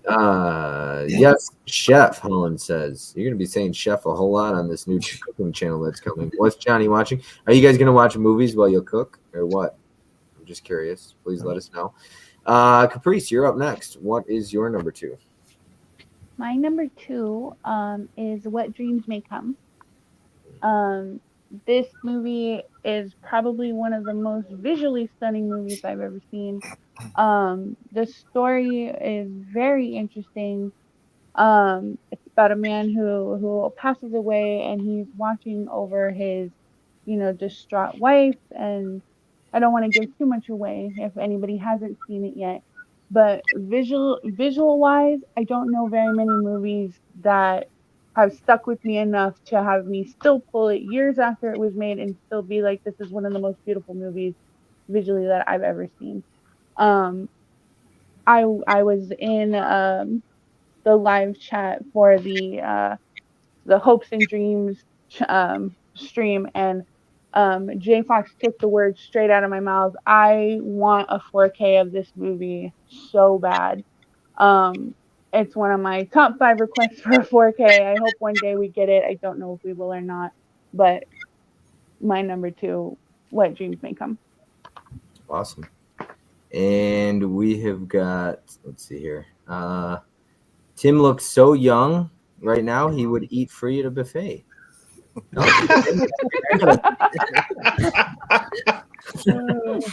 And dude who loves movies also wants to see Tony sing Prince Ali for us. No. Oh, Tony. Mizzy, do you want to see Tony sing? I do. Yes, hell yeah. Mizzy, you gonna sing? You wouldn't dance the other day. Come on. Yeah. Well, let's hold He's on. gonna No one get can a coloring sheet and crayon. Yeah, I was disappointed. Not on that camera. Nobody would dance with Dave. That was actually not okay. It was Well, fun. you can dance for him, Bob. I would dance with him. I told him I'll dance with them next time. It's fine. Yeah. No, you won't. Does he get the coloring sheet and crayons? Bin Buster's here in the house. Prince Ali, fabulous. Is he Ali Abawa? It's almost time for Tim to wash up and get ready for bed. It's a school. Tim's never said this word again. Heck yeah, Bin Buster. Yes, What Dreams May Come won the Academy Award for Best Visual Effects. I'm going to play a video. Y'all keep talking about Tim being so young. Just wait. We'll let Tracy go next with your number 2. Yes, and I want to preface this by, and this is not a spoiler, but the final 2 films, which I haven't seen, knowing myself and my taste, probably would have been 1 Hour Photo and Insomnia. I have never seen them, and I really wanted to watch them before this, but I did not. So Mine are more nostalgia and my own experience with Robin Williams, as well as what Capri said with What Dreams May Come. That has also been on my list forever. So my number 2 is actually Jumanji.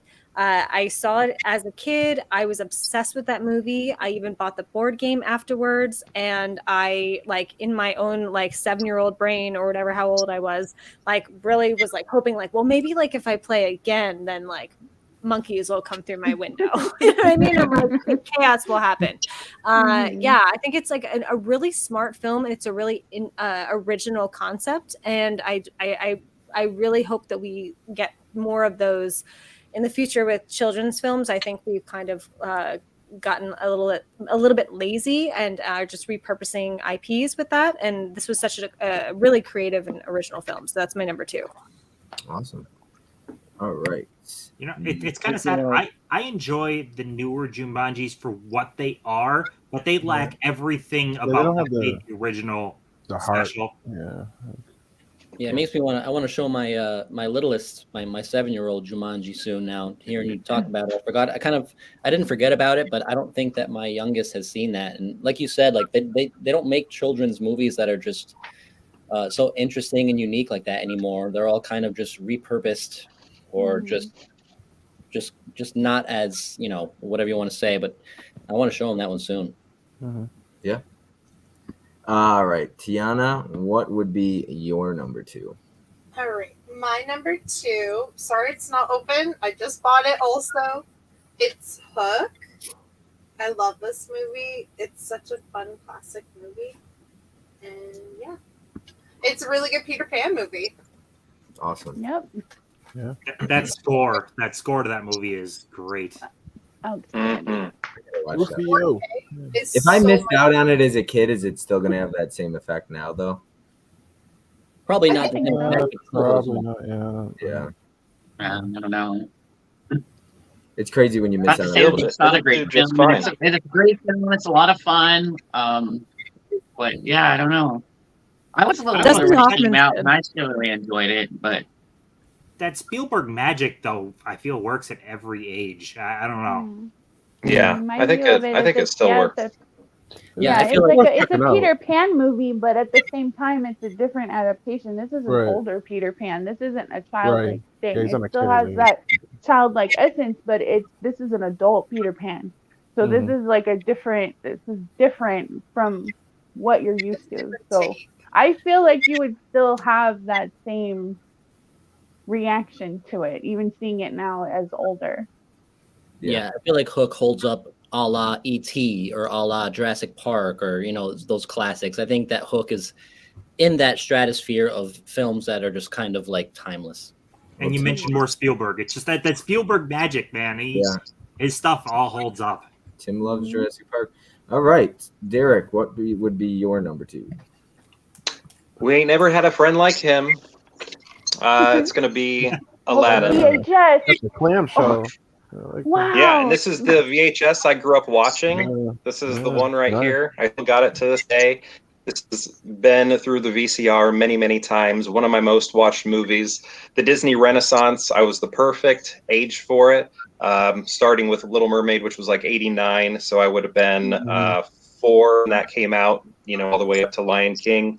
It was just a great age. And I really bought into this movie. I had a lot of like toys, things like that. I had a stuffed genie, had a stuffed Abu, had all sorts of toys and keychains and magnets and things like that for the movie. I think everybody's right. Without Robin, like, it's a good movie, but like without Robin Williams, I don't think like Gilbert Gottfried could have held this movie together, right? It's good, but without, he really does make it. Yeah, that's my number 2, and this is one of the reasons. He was one of my favorite actors in the 90s. Nice. Yeah, it's a nice clamshell there. Yeah. Let me catch up on the chat really quick. We got good call, Caprice. What Dreams May Come is fantastic. Tim is never shaving again after this stream, Gus says. We got Ken saying that little punk would just skip school anyway. Probably. Johnny says Tim looks so young, but his hatred for Sally Field is old. You know, all this talk about Tim, but look, he's not that. Oh my Lord. What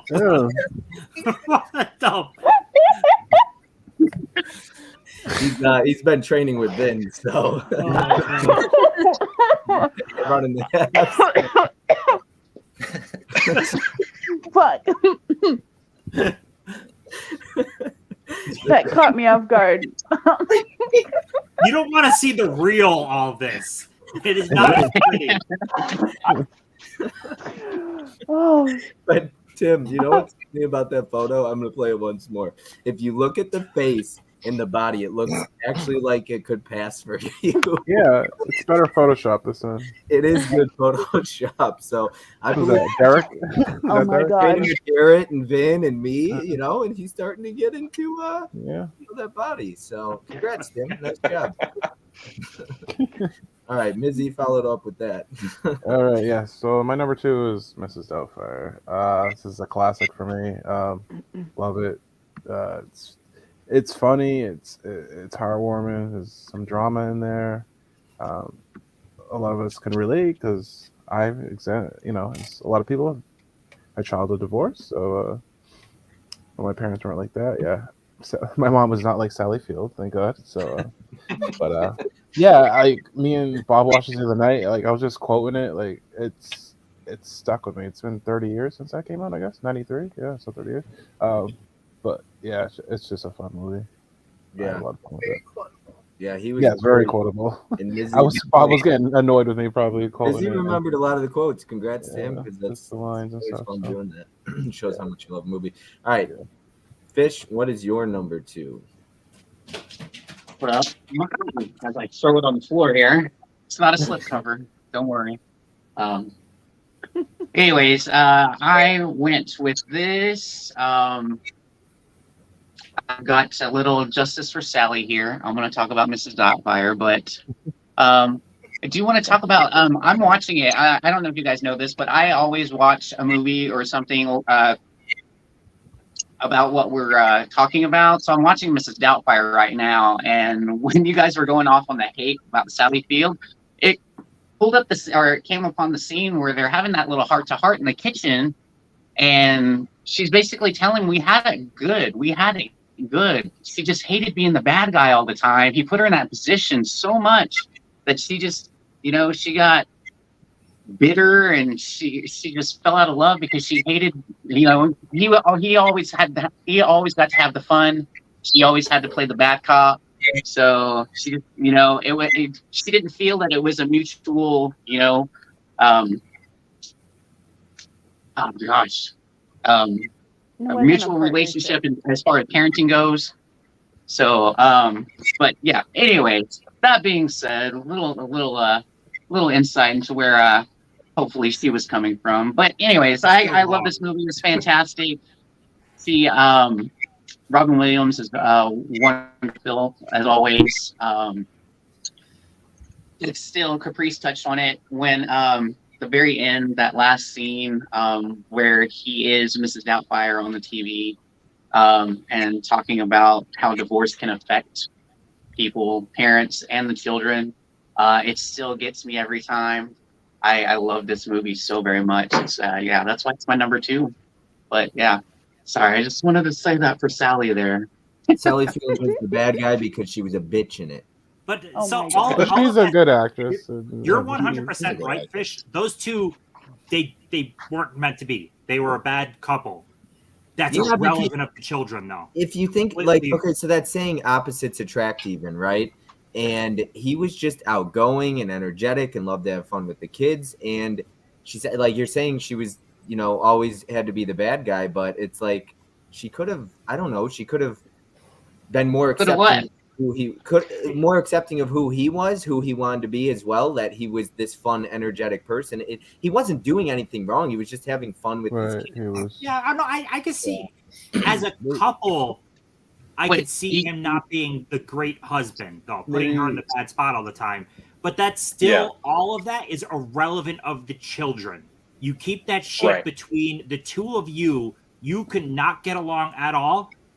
You do it for the children. You have a good system where you both see them equal amount of time. Fucking deal with it. Like, oh my God. I just, yeah. The film inevitably had to be about Robin Williams finding a way to get back into his kid's life, the cosplay, being a babysitter. That's the premise of the film. So it is what it is. It didn't try to delve deep into the inner workings of their marriage. But at the end of the day, I mean, if it was real life, yeah, Sally Field is in the wrong because they had minor problems. And before you break a family up, you at least do some counseling. But that's not, I mean, it's not that kind of film. You got to get to where you're going, and Yeah, it is what it is. I really like. I mean, I got emotional watching that one actually, because like you guys said, it could tug on your heartstrings too. When he's in court and he gives that speech, like, why I need to see my kids, I love them, and the judge says to him, "You're an actor, and this is really good acting." Basically, coming from a good actor, and I was just heartbroken, and he's like, "No, you don't get it. I love my kids," and it's like, and you do, and I feel for him in that scene because I'm just like. And she doesn't speak up. That's what bothers me. She doesn't speak up and say, you know what? He is a great father, and he's not going to harm the kids. He doesn't need to be. Okay, well, she didn't speak up at the moment, but she did speak up later whenever she realizes, you know, she comes to terms. She like lets all the anger and everything subside and realizes what's best for the kids overall. That took And in the end, too long. Entirely too long. Yeah, she 2 well, then we hours. wouldn't have a movie, would we, Tim? Yeah, you're right.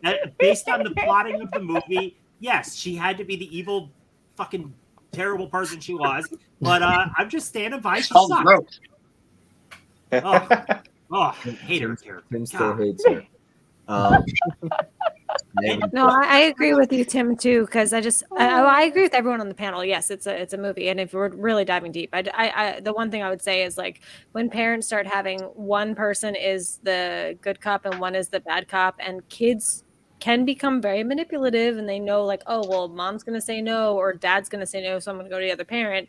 That can cause a lot of problems. Sally Field is so in the wrong still in this movie, but I just wanted to, like, there was just no communication between the parents, which is what would have solved all of this, obviously. Well, yeah, she felt like she couldn't talk to him anymore. You know, she like they were on different levels, and we got a what it means to us discussion of Mrs. Doubtfire next week with this entire panel. Even when after she kicked him out, he had to grab an apartment. So he's on minimal money. He grabbed an apartment, and she's already. She trashes his apartment. Yeah, she's trashing the apartment. Yeah. Oh, you gotta go to the bathroom here. Like, fuck off, bitch! You fucking forced this on him. Like, oh my god. I hated her so much. Tim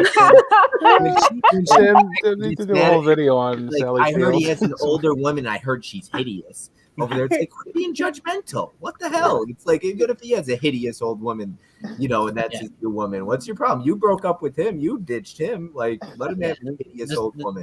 The script plays out to be on Robin's side as well, because when they're fighting, Robin Williams is still, like, in love with her pretty much, and he's saying, of course, like, we have things in common. We love each other, don't we? Yeah. So he still loves her, but she just like peace. Yeah. So. All right, Tim. What it means to us next week. But what? Oh my god. Number 2, I'm going with Good Will Hunting. It's already been covered, but it's an amazing movie. Great performances all around. There's a cool scene in the movie where Robin and Matt are talking, and Robin starts talking about his wife farting in her sleep. Yep. And that makes Matt Damon crack up laughing. That wasn't scripted. It was real. That was real. Okay. So that laugh is real. It's wonderful. This is a wonderful movie. Great all around. I hope we never see a sequel. Number 2. Yeah. You know what? Well, every time Tim pulls something, I'm going to pull the same title. So my number 2. Now I do have the better version because I have a slipcover. You know, I'm not going to throw my slipcovers like some people I know, but Tim knows. But yes, this is a great movie, and I just had the chance to rewatch it for the 90s stream that Tim hosted. If you haven't watched it, go check it out, the replay. It was great, and I was watching so many 90s movies, and this worked out because we did the Robin Williams stream anyways. But yeah, it's so good. The scene in the bar when he's talking and he just totally owns that guy and just makes him look like an idiot. I love Minnie Driver as well.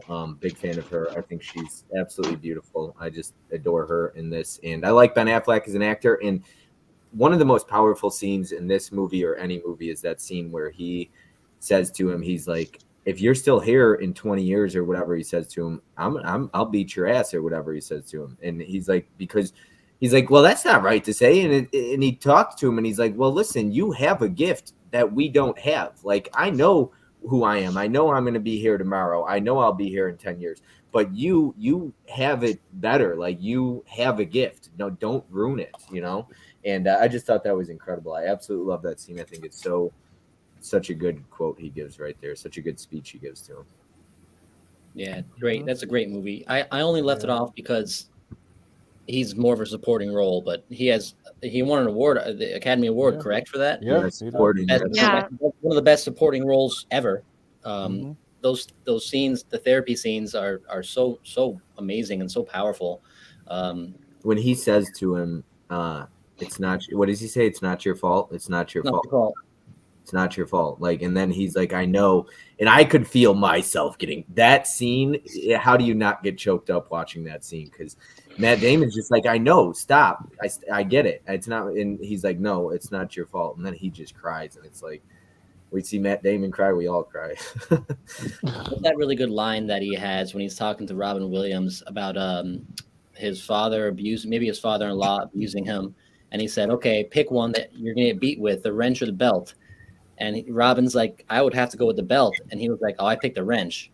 Why the wrench? Because fuck you, that's why. Let me catch up on the chat before we get into our number one here. Jim Powers says, yes, Tiana. Holland says, unless you're an expert on Peter Pan, Hook shouldn't hit. I watched it this year. Should hit. Hook should hit. Sorry. Goose says, Robin is by far my favorite actor, let alone my favorite person in Hollywood. Really miss seeing him in movies and TV. Still can't believe he's gone. So sad how he passed. Rest in peace. And earlier, I think, was it Derek? I think pulled World's Greatest Dad. Somebody pulled that one. I do apologize. Yeah. And and that scene when he cries in that one particular scene, and it's like slow motion, and that song is playing over. Hearing this comment right here about really miss seeing him in movies. When I watched Patch Adams and I watched him cry, and then I watched Mrs. Doubtfire, the courtroom scene, and then I watched the one good World's Greatest Dad. Watching him cry, I was feeling him being gone. I was just like, I miss this dude. I definitely miss him. So he was so magnetic, to watch. Yeah, absolutely. Yeah, definitely. Dude who loves movies, Bob, you might relate to Robin Williams now that you are older when watching Hook. Bangarang, Ken says. We got what's breaking out the clamshell. Derek with the clamshell. That's a clamshell. Yep. When are they going to start pulling 4Ks back in clamshells? Tim is shredded. Yep. No Gilbert Godfrey slander, please. Dang, Vin got Tim shredded. He carried the Problem Child movies just fine. Jim Tan laundries. Tim, I'm going, but your new jeans that have a button or a belt, I'm gonna buy your new jeans. Tim worked out with Garrett, stopping in to say hi. Yes, thank you for being here, Tony.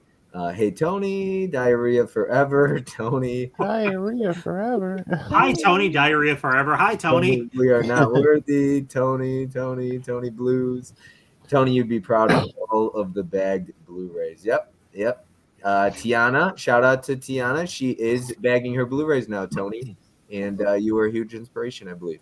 Ken, I should take that back. Gilbert is a legend. Apologies, Gil. Rest in peace. Johnny says, Fish has now fallen out of favor with him now. Fish's film knowledge. And let's see here. I am really behind on the chat, so I'm going to skip ahead just to get caught back up. Love how Fish is rocking Sherwin-Williams. They offer a great paint. You get the discount on paint. Yeah. They work right together. I need some paint to cover my wall, Fish. I need some good discount. He felt like Robin was one of the kids. Scully just wanted a good piece. Pierce Brosnan D. Can't blame her. She's a gold digger. Hey guys, I don't know what's going on with my phone, but I think this might kick me out. I don't know what's going on here. Okay, if you just Okay. come back in, and we'll get you back in here. Where he's got Goddamn Kids 2. Matilda had the best lines in that movie. I'm like really, really low. Matilda. Yeah. Matilda. Where's Goddamn Kids? Tim, I need another movie recommendation tonight, sir. I'm not sure off the top of my head. Come out, Mrs. Doubtfire. Holland Note says, remembering Mrs. Doubtfire. God says, dang fish told him, I think we are shitting on Sally too much. Robin wasn't the father of the year in this one. Like I said, Tim looks so young right now. He might get invited to a Michael Jackson sleepover. Oh. Wow, Tim, wow. I think it's because she took the career path so he could be free in his artistic venture, but her sacrifice doing long hours also had to come when she chose a career path. Slip Edition, Mid-Levolution knows how to rock a Goodwill Hunting blue. Yep, look at that. We have got not a collector. Yeah. Raymond Reyes saying, hey, Ken. Not too sure who Raymond is, but thank you for being here, Raimondo. True, but maybe Dragon Slayer 4K was the best. We have got Johnny saying, it's go to my grave, saying that Burt Reynolds should have won the Oscar over Robin. Robin deserved the Oscar for Dead Poet Society. It's a good one. Mm-hmm. Don't be mad at me, everyone, but I have never seen Goodwill Hunting. I'm 14 years old and haven't seen Goodwill Hunting. Aw, there's plenty of time. Yeah, He's okay. I'm Italian. I haven't seen The Godfather, so yeah, there's 50-year-olds Oh who my haven't God. seen Goodwill Hunting. Don't worry about it. Right. All right, Fish, if you can hear me, yeah, okay, there we go. Because he's trying to enter, but there can only be 10 people at the same time. So, we have got. I remember Robin's will and testament made it. That is, his estate couldn't sell or use his likeness in a medium for 25 years, which was one of the first I saw publicly mentioning likeness being used. Hey, Tony, Mizzy, and everyone. Yeah, Raimondo, you 14 years old. Geez, that's, yeah, you got plenty of time. Some good ones. Yeah. TMZ rated R movies. Yeah. Goodwill Hunting. Yeah, that's a good one. You'll enjoy it if you check out the trailer. My favorite Robin Williams movie is one where he is not even the lead. Night at the Museum. It's not the best, but the one I grew up with him, his last line in the third movie always So gets. fun. Such a fun movie. It is a good movie. All right, we will start with Tim on this one. What is your number one? And then hopefully Fish rejoins us, and we'll get him in here for his number one. It was already brought up here in the chat, which I'm shocked we didn't run across it yet with all of us. But Dead Poets is phenomenal. This is such an incredible, powerful movie. You could argue, I mean, it shows him he is in it a lot, but it's more focused on the kids. But when he's on screen, chef's kiss. He's fantastic. The story is just, he went to this school when he was younger. He comes back now as a teacher. The kids find out that he had a rebel poet group, the Dead Poet Society. And these kids use poetry and everything to pretty much kind of rebel against the system, but also grow as people and learn more. It's a freaking awesome movie. And the ending is not what I would have expected. I appreciate how it ended. It's amazing. Seriously. Yeah, anyone that hasn't seen this, you got to check it out. Yep. Yeah, that's a good one. I did just watch it and came by Caprice's recommendation. And Caprice, Tim, when you pulled that, she was like, the standing on the desks is so powerful at the end. Right? Seeing gifts. Captain, my captain. Oh, Captain, my captain. Yep, exactly. Yeah. All right. Vin, are you going to pull Dead Poet Society as well? Nope. My number one. So when you invited me for the stream, he has such a big filmography, but immediately I kind of knew where I was going to go. And I rewatched this film today just to make sure that's how I felt. And I do feel that way. And my number one film is undoubtedly The Fisher King. This film is so good. It stars Jeff Bridges, who I also love Jeff Bridges, which that's probably a big reason why I like this film so much. He goes hand in hand with Robin Williams. The basic plot line here is Jeff Bridges plays kind of like a shock jock, Howard Stern-esque radio host, and something happens. He gets traumatized and has to reevaluate his life, and he runs into Robin Williams as a homeless man later on in the movie. And I don't want to give too much of it away, but Robin Williams' performance in this film is so eccentric, so outrageous but so funny, like so hilarious. There's a scene where Jeff Bridges first goes into his kind of dwelling, Robin Williams' dwelling, and the dialogue that Robin Williams has, the way he moves his body in this film is so amazing. This is a Terry Gilliam film, by the way, as well. And there's definitely a lot of fantastical elements to the film. You can tell that Terry Gilliam had his fingerprints all over this in a good way. But I can't say enough about this movie.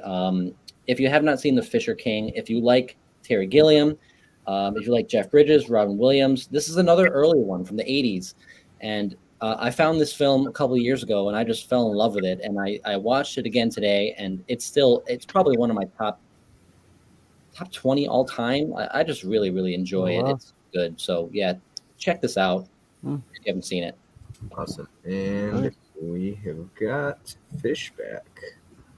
Here we go. Hey, Fish.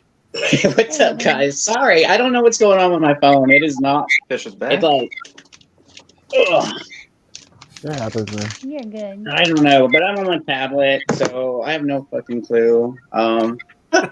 Anyway, so number ones. Yeah, go on. I'm gonna let you go ahead and steal it in case you're or something. So what's all right? I don't know how long I'll be on. Anyways, number one is The Birdcage. I love this movie so much. This is one of my favorite movies of all time. It made my top 25 90s list.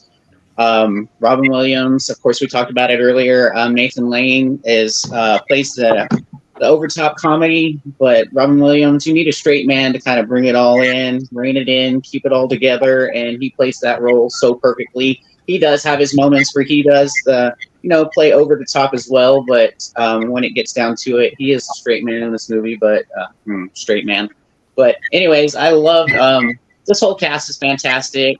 Gene Hackman, Diane Wiest, Nathan Lane, Hank Azaria. Somebody talked about it earlier. Steals the show as the houseboy in this movie. I love this movie so much.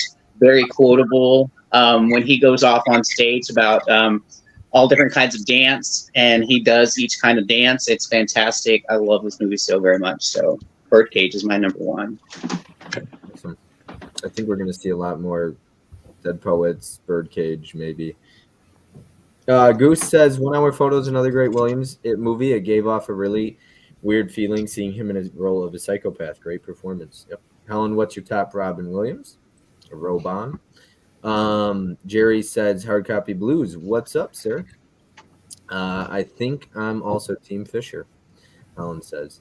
So, all right. Let's go into, I'm going to lose my place here, but we're going to get back on track. Tony, what is your number one, sir? My number one is 1 hour photo. It's been talked about already multiple times, but I just like how as the movie goes on, the character becomes more like unhinged and batshit crazy. Robin Williams' performance doesn't go like over the top, and he doesn't really chew the scenery. He still gives like a very subtle, down to earth performance, and it's something very different for him. So yeah, I like this movie. It's entertaining. And you're missing a slipcover for it too, huh? I am. Yeah. I feel that. I didn't know it came with one, actually. Yeah, I didn't know either. All right, Tracy, you're over there now. What's your number one? Gotta turn your mic on. Mike's muted. I'm so sorry. Yes. As Vin pointed out, that's actually the fourth film that I didn't get a chance to watch that I really wanted to, because again, that seems exactly up my alley. I did go for the more nostalgia, so my number one is actually Aladdin. I don't think there's any voice performance done in a film animated that tops that. I think it was the beginning of trying, after he did that film, top high-end celebrities, film actors, were then willing to do animation. The closest I would say as performance goes is Eddie Murphy in Shrek as the donkey, but even then there's nothing that takes a candle to what he did. A lot of it was improv. It's his brilliant mind at the forefront, and that's my pick. So awesome, nostalgia. Yep. All right, Tiana, are you going to follow suit with nostalgia, or what do you got for your number one? So my number one is actually one I used to watch with my brother all the time. So it's kind of something that's really like sentimental to me. Like I really love this movie because of that reason, because I lost him in 2014. So my pick is Jumanji Steelbook, and I love this movie. And for that reason, it's just a movie that me and my brother watched together. Awesome. Very nice. That's a good one. I enjoy it too. Beautiful steelbook too. Love that. I need that Yeah, steelbook. I gotta grab that. Love the way So that. good. I think now they didn't come out at the same time, but I love like those are two of the most unique and creative steelbooks. Yeah, Jumanji it's very. and Hocus Pocus. The way Hocus Pocus also opens like a book, or like yeah, it's pretty cool. I also real quick on Jumanji. Derek would know better with Oscar stuff, but if that wasn't nominated in like sound design though, the sound of the drums as it's going and it keeps getting louder, like really sound design. Yeah.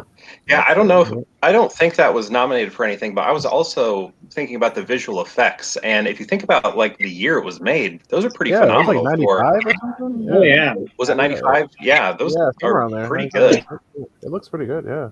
Well, especially totally. being in the daylight for a lot of this stuff too, because part of why Jurassic Park holds up is because they did it at night with rain. That kind of masks the new CGI, but there's stuff in the broad daylight in Jumanji, and it works well. Oh yeah. Yeah. That cop car scene when they have the monkeys stick. Yep. All right. Let's see here. Derek, you're up next. What do you got? Okay. So my number one, directed by Steven Spielberg, right there. And that's the Crocodile Croc right there. So my number one is Hook. I don't know if I should show the DVD, the 4K, which I actually just got earlier today. I have an unboxing that I'm going to post. I did the 4K, or sorry, I did the unboxing before we got on. I could show you the laser disc maybe. Oh wow! Or maybe some trading cards. Wow, you're a big fan. Yeah. Or I don't know. I could just bring the poster in. Oh wow! Oh, that's awesome. Maybe the teaser poster. That's awesome. So the teaser poster I actually saw when I was in line to see Ernest Scared Stupid. That was the first time I was ever aware of Hook.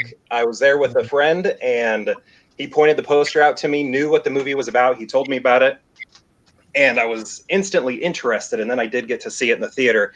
And I remember the double feature. It wasn't officially a double feature, but my mom and stepdad had no problem sneaking into movies.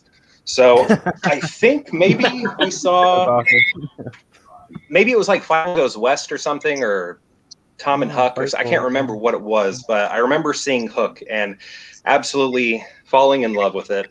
And yeah, this is the VHS I grew up watching.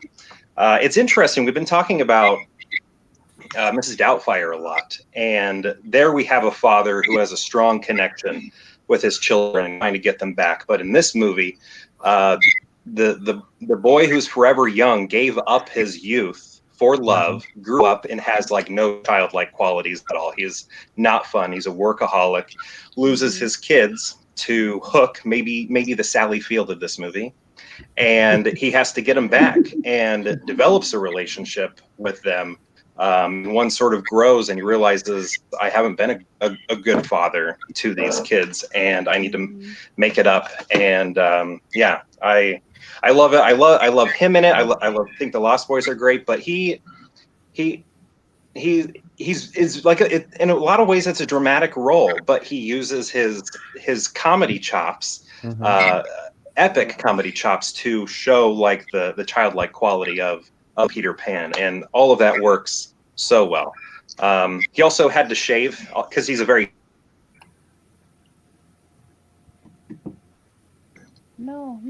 sorry, I cut out for a little bit there. But yeah, he had to shave his arms, and I think he's done that for a few roles, but to look more childlike. That was one of the requirements that I think Spielberg had that one for him. You gotta shave your arms, buddy. Yeah, he's Yeah, hairy. love that movie so much. My favorite Yeah. movie of all time. It is hairy. Yeah. That's just the very hairy. beginning of the collection. Yeah, he had Oh very my hairy arms and back. God, Yeah. that Gus, teaser poster is a fucking amazing. Gus Yeah. with the super chat, $5 super chat. Cody and the Bob Street Creamers. Oh boy. I massively appreciate, by the way, Max and the. Oh my good lord! Oh. Oh, my good lord! Oh. Oh my god! Oh, shit. All right. Oh my god! I was gonna say in the comments, Max called out Drew Struzan's name for the poster, and that's awesome because a lot of people don't know poster artist names, and Drew Struzan is literally the GOAT. I mean, Yeah. yeah. I think that's his best one. I mean, I'm biased, but yeah, I love it. It's tough. God damn. Maybe Masters of the Universe is a little better. Yeah.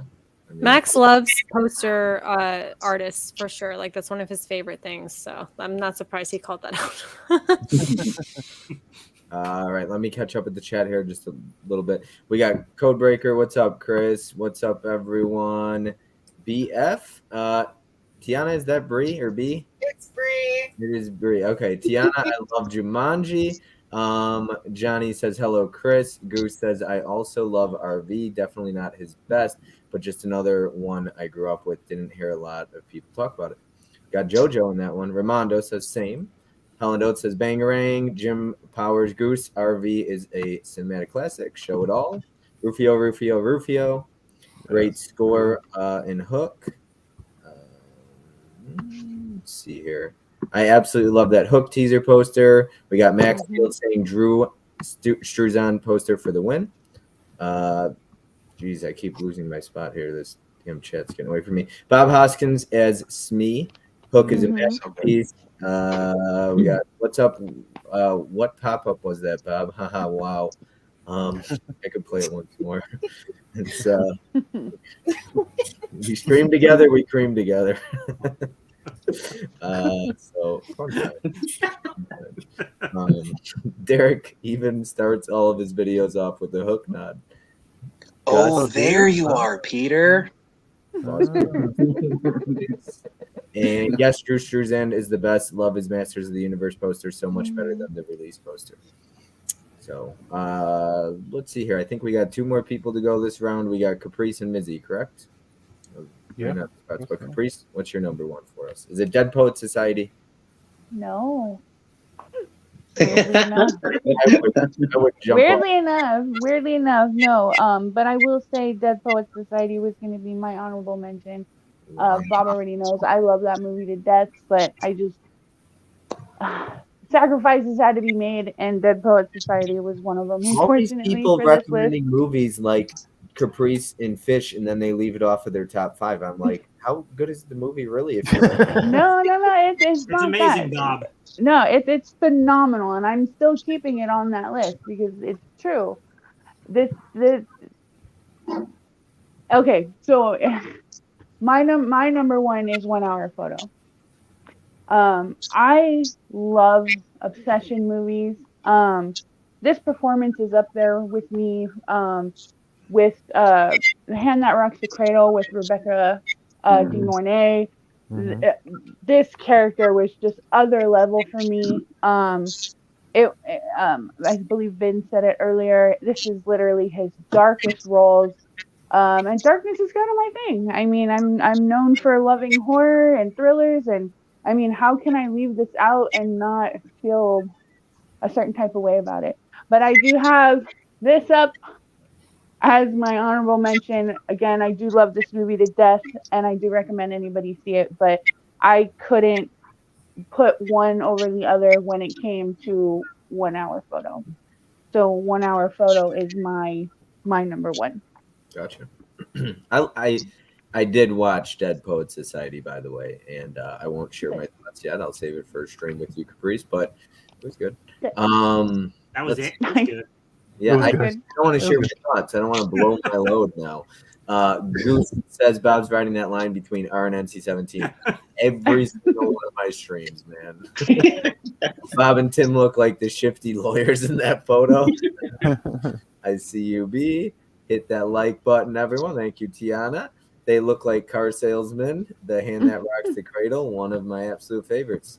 Fuck yeah, well as dude, fun. that movie is outstanding. So Fantastic. good. Oh, So yeah. that's such a good one. As far as Obsession goes, I don't think you can get better than Hand That Rocks the Cradle, 1 Hour Photo, and possibly Single White Female. They're all up there with Oh, each other. yeah. Single white female, definitely. The Yeah, Gift that's is a really good good. Have you guys seen The Gift? Yeah. Yes. I have yeah, seen Oh, that. yeah. That's a good one too. You can't sleep on Ellie Larder and Sleep on her. Obsessed. She plays a psycho pretty well. She's really And- good. Yeah. Oh I yeah, like her. oh yeah, that's a fun Yeah, one I know too. Lizzie's a fan too. Yeah, Swim we'll Fan, talk she about it. does a good job in Swim Fan playing a psychopath too. Exactly. Yeah. Oh man. Yeah, Yep. exactly. People might not enjoy that movie and stuff, but I actually really like Swim Fan and Obsessed. I'm complete Fan I'm is with great. you. I love all those psychopath stalker movies. They're fun, and I know my buddy Codebreaker in the chat is a big fan of those too. So, Sure. but Mizzy, what's your number one? Bud, I'm gonna go out on a limb. I think I know it. We'll see if I'm right.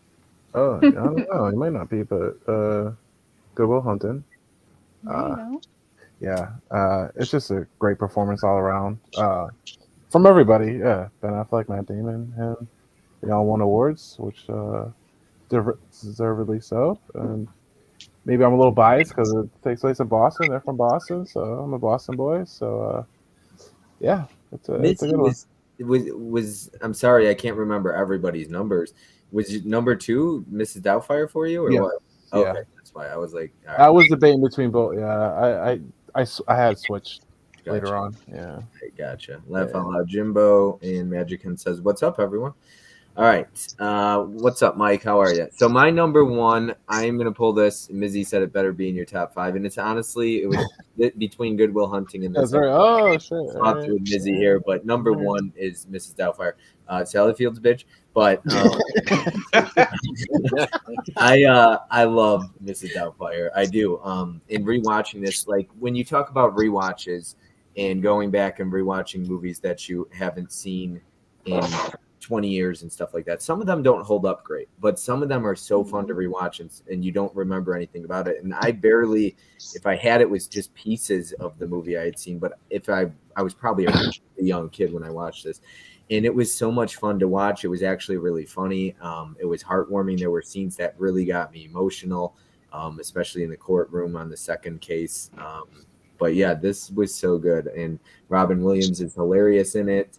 The scene in the restaurant is absolutely dynamite. I love when he goes to the table. Back and forth. Dressed as Mrs. Doubtfire, and he's like, "Why are you dressed as a woman?"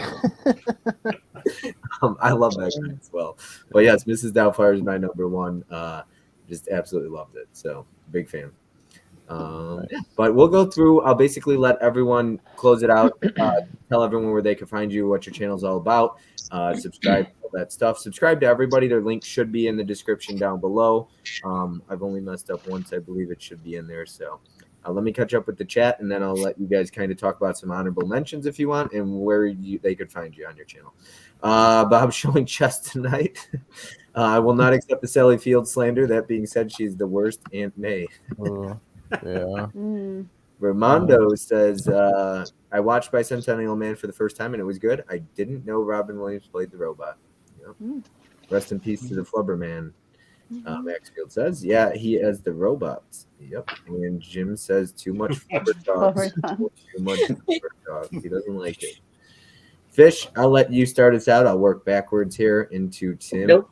So go ahead. Some honorable mentions and where they can find you on your channel. Anything you want to. Yeah. Well, first of all, honorable mention, Jumanji. This one is a lot of fun. Everybody already talked about it, but I really enjoyed this one. Kirsten Dunst and Robin Williams. BB Newworth was fun in this as well. David Alan Grier was fantastic as the cop. Just a lot of fun with that one. Another one, maybe had I seen this back when it first came out, I did watch the Academy Awards that this was on, but The Fisher King, had I watched this long ago, this would probably be in steady rotation for me because this movie was wonderful. I do want to thank Vin over at Hard Copy Blues for recommending that to Holland, who recommended it to me. So I watched that today right before the stream. It was the last movie that I got in before we started. And another one that I remember so much, just a little bit about, growing up, but not a lot of people talk about this. But The World According to Garp is another fantastic dramatic role. A little bit of comedy in there, but this is more of a drama. He plays Garp. He's a writer. Wonderful cast: John Lithgow, Glenn Close. Glenn Close plays his mother. John Lithgow plays a transsexual man. It's fantastic. One of his greatest roles. But I really liked The World According to Garp. Such a good movie. But Fish the Film Collector, thank you very much, Bob, for having me on. Sorry about my technical difficulties there, but I'm back finishing it out. You can find me at Fish the Film Collector on YouTube and Instagram. I do unboxings, hauls, hunts, some film reviews. But come join me for my little adventures if you don't mind. But thank you very much, Bob. Yeah, awesome.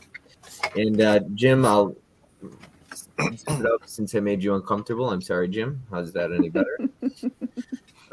Chef Jim. Caprice, some honorable mentions, and yeah. Okay, as I said earlier, my honorable mention is Dead Poet Society. Absolutely phenomenal movie. It really killed me to not have it on my list, but like I said, sacrifices had to be made. Another honorable mention for me is one that I'm actually surprised I didn't really hear too much about tonight is Ferngully, The Last Rainforest. Robin Williams plays a bat that's having animals. He gets free and he has had animal testing done to him, and it's just a really obscure, crazy character that I grew up absolutely loving. And just to close it out here, my name is Caprice, aka Jacquelina Horror. You can find me over on Instagram as Jacquelina Horror and also on YouTube as Jacquelina Horror.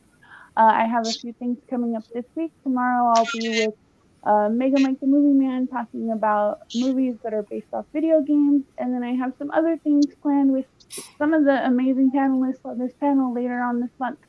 So yeah, come by on my channel, come say hi, and come check out all the things that we're going to be doing together. And Bob, thank you so much for asking me to be a part of the channel tonight. Absolutely. Looking forward to being on more channels. That's good. Definitely get your foot out there. All right, Tracy, what you got for us? Some honorable mentions, where they can find you, all that good stuff. Yes. First of all, I agree with you. Caprice Ferngully is so awesome. I actually want to make my honorable mention not a film that he was in, but actually his episode of Inside the Actors Studio with James Lipton. It's so incredible. James Lipton asks him to do some improv with a scarf, and it's awesome. I'm sure you can find that on YouTube. Absolutely fantastic. And I do feel like back in Robin Williams' era, there weren't a lot of opportunities to switch from comedy to dramatic roles. He did that for sure, but I feel like if he had been maybe in our generation, we would have seen a lot more dramatic roles from him, just because he's so brilliant at both. And Hollywood's much more accepting of crossovers. He's been phenomenal. Thank you so much for having me on this. I will be on that same stream that Caprice is talking about the games. And there was one more thing I wanted to say, but that's about it. So I forgot it. So cheers to everyone, and thank you so much. Wow, so Caprice and Tracy 3 nights in a row. It's like a 3-night event. Yeah. 3 days. Yeah. All right, Tiana. This is one of the only times I've had so many different women on my channel. I'm so thankful for all of you to come by. Thank you, despite the inappropriateness that happens on my channel. So, Tiana, what's going on? What are some honorable mentions, where they can find you, all that good stuff? All right, I have 3 honorable mentions. Okay, wait, 4, because I don't own one of them. I have Man of the Year. Sweep that one. I have Cadillac Man. Yeah. Love that one. And Patch Adams and Toys. Yes. Yeah. I was waiting for somebody to say it. I would have said it. I forgot about that one. Yeah. And on Tiana Loves Movies, you can find me on Instagram. I have a huge some stuff coming up. I have a Star Wars marathon, and I have a Fast and Furious marathon coming soon. Very nice. That's gonna be a good one. Yeah. All right, fun stuff. All right, Derek, what about you, man? So after Robin's passing, I hope I can get through this. Everybody knows I'm quick to tears, but after Robin's passing, I took like a break from stuff because this stuff really does affect us. We grow up with these people, and I realized if I can't watch his stuff, what if I never watch it again? So I sort of made this deal with myself at the 5-year anniversary of his passing. I'm going to watch Hook because I mean, basically took a 5-year break from Hook. But how do I just dive right in? So I needed to jump in slow, and I did that with AI. He has a very small part in it, and it's a voiceover work where he plays sort of like a Siri or an Alexa, who helps Haley Joel Osment like learn about the Blue Fairy and what the Blue Fairy. He'll be back. He'll be back. Freeze back. So sorry. So this was my entry point back into his work after I took that break, and then I went to Aladdin. I did voice stuff, and then on the 5 year, 5 years after, then I watched Hook. But I don't know. This is my honorable mention, even though he's barely in it, just because it helped me get back into his stuff. But Bob, I know this was supposed to be maybe smaller originally, so I appreciate you expanding it. I'm very thankful to be a part of this. I mean, he was one of my favorite actors and stars in my favorite movie.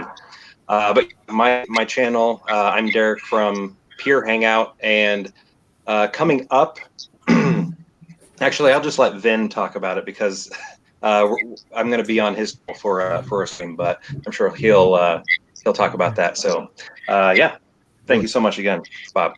Oh yeah, absolutely. And internet's a finicky thing. I mean, sometimes StreamYard sometimes is so finicky too. You just there's no such thing as like perfect internet. Sometimes it just doesn't go the way you want it to. I mean, look at me. I'm definitely an example of it, unfortunately. So, right, Mizzy. You got a YouTube channel starting soon? No, that's maybe so. Maybe. You better, Mizzy. Let's go, Mizzy. Well, for right now, I'm Mizzy934 on Instagram. A couple of honorable mentions: Patch Adams, Insomnia, and I know it's not a great movie, but Popeye. Because I watched that a lot as a kid, also. So I had fun with that. I appreciate you. Thank you, Bob, for having me on, and everyone on the panel. It was a great time with all of you, and yeah, see you soon. Awesome. Thank you for being here. We got Holland saying, go on YouTube and just search Pure Hangout Wiener Schnitzel. I'm not sure what that is. Derek,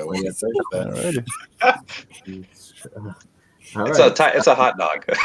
Okay, yeah. The hot dog and a pretzel? Tony, you got to follow that hot dog up with whatever you got. Yeah, Tony. Great, I can't follow that. Yeah, my honorable mentions are Jumanji. I do have the steelbook. I just don't know where it is on my shelf over there. Jumanji, Death to Smoochie, and Insomnia. Yeah. And my channels, Tony's Movies or More. I'm also on Instagram, Facebook. As far as what I got coming up, I just posted a hunt video yesterday with Susan and all the crew. I'm probably not going to be doing any more of those till probably the beginning of May. I do have a Jurassic Park live ranking coming up at the end of this week. Day and time still to be determined. But other than that, not much. I try to post stuff, but I get busy. YouTube's kind of second. Oh, YouTube's not your life, Tony? Yeah. No. Okay. Like some people. Like some people. Yeah. Mizzy, are you throwing shade at people? Mizzy? Oh, no one on here. Calling shots? No one on here. Obviously, no. He's like, fish. Fish. No. Fish. I love fish. I know. I'm just playing around. No, Fish he posts like once a week, so it wouldn't be fish. Yeah. But yes, we know what we're talking about. Mizzy, we know you were just having fun. Oh yeah. But yes, I understand what you're saying. Absolutely. Now, Vin, are you going to promote whatever? Is it the next comedy stream? Can you spoil it? Yeah. Just a quick touch on honorable mentions. Everyone's pretty much covered a lot of things, but one person mentioned this film in the chat, and I wanted to highlight it a bit more, and that is Awakenings. This one is a really, really good movie. Look at that. You got Robin Williams co-starring with And Robert De De Niro. Niro. Come on. Yeah. I didn't even know It's based off of a true story about a doctor played by Robin Williams who was doing these experimental treatments in the 1960s with a group of mental patients. One of them played by Robert De Niro, who has a mental disorder where he's kind of in a comatose state, and they're using these experimental drugs or dosages of drugs to bring these people back or try to bring them back, and it works. I don't want to give it away, but it's about Robin Williams trying to bring De Niro back to his regular self, and it's just a really, really good movie.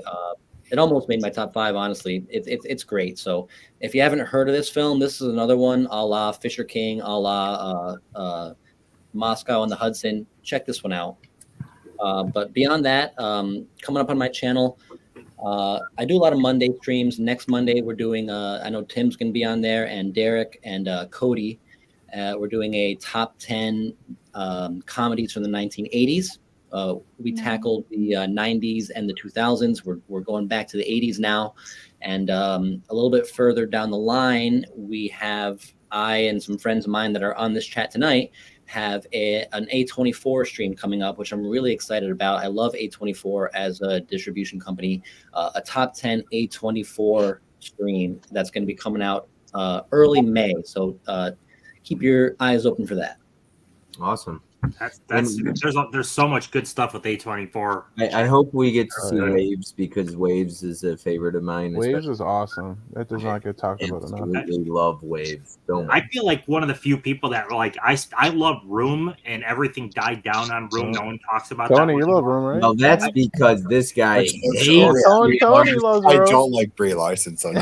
He hates Brie It's a Larson. good movie. And Tracy, She I know really you guys screwed were her career talking- over. Sorry, Room's amazing and she's amazing in it, but her personality outside of the film she's in really screwed her for her career. That's Pretty why much. people don't like her as Captain Marvel, and it's a shame. Oh, Captain Marvel's boring. But another good A24 with Brie Larson still, Free Fire.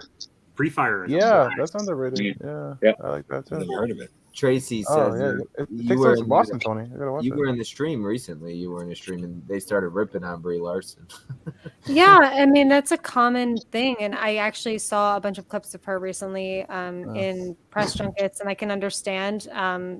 Sometimes I guess maybe when people get an Oscar too soon, they have an ego, and a lot of actors that have been working in Hollywood for years, they finally get a Marvel movie, and it's a great paycheck for them, and they're very excited to be a part of it. And just, it's sad because I do like her in the role. I just think as a person, she needs like a PR person to really. She needs to tell someone. Room is great. I agree with that, but yeah, Brie Larson, she hates old white dudes. I don't care about her. I like her movie. Short Term 12 is another great one. Oh, I love Short Term 12. It's another Good one. definitely good one. It's yep, like that one. Caitlin Dever's in that too. Good cast. All right, Tim. Ride or die, stream together, cream together, all that stuff. What's up, man? Good Lord. We've everything I would mention for honorables has been covered. Club Paradise and Cadillac Man, and oh my Lord. So I'm gonna reiterate, this is freaking awesome, but oh my God. Anyways, this was a blast. I had a great time. I'm not promoting myself because I'm bad at that. I'll be on other people's streams like Vin's and Derek's tomorrow. Convicted Cinephile Derek, not pure hangout Derek, but yeah, I'm Tim. Yay movies, yay orgies, yay titties, whatever you want to say. You can find Tim at Tim Talks Muscles over the channel. Yeah. Tim Talks Abs, Tim Talks Great Bodies. He's gonna be like, let me pump you up. But thank you everyone who tuned in tonight. Let me go ahead and catch up with the chat before we get out of here. I don't want to skip anybody. There was some people that tuned in, jumped in a little bit as the stream went on here. We've got Brian saying you could watch him eat one. for a hot dog. Holland is laughing. Mizzy with the pot pie love. That was a great video. Derek, Coco, and I were cracking up. Need to check out our local Ollie's. Pure Hangout, Wiener Schnitzel. That might be on a different site. Could be on something. Calvin. Hell yeah, Cody. I really like Popeye. Awakening sounds really good, Vin. Anything with Robin Williams and Robert De Niro, absolutely. Oh yeah. I was good, saw it a few times as a kid. No flubber talk, Jim says. Anyone got a 4K hook slip they're willing to part with? Oh yeah, that would be. No, I didn't get the slip. Anybody? Yeah, Mizzy I need saying something Johnny. over this. No slip. I didn't get the slip. Johnny says, "Yo, what's up, Johnny? I'm down for the 824 stream. Look at that, you got a new person watching." Jim says, "Gus?" ? Where'd Gus go?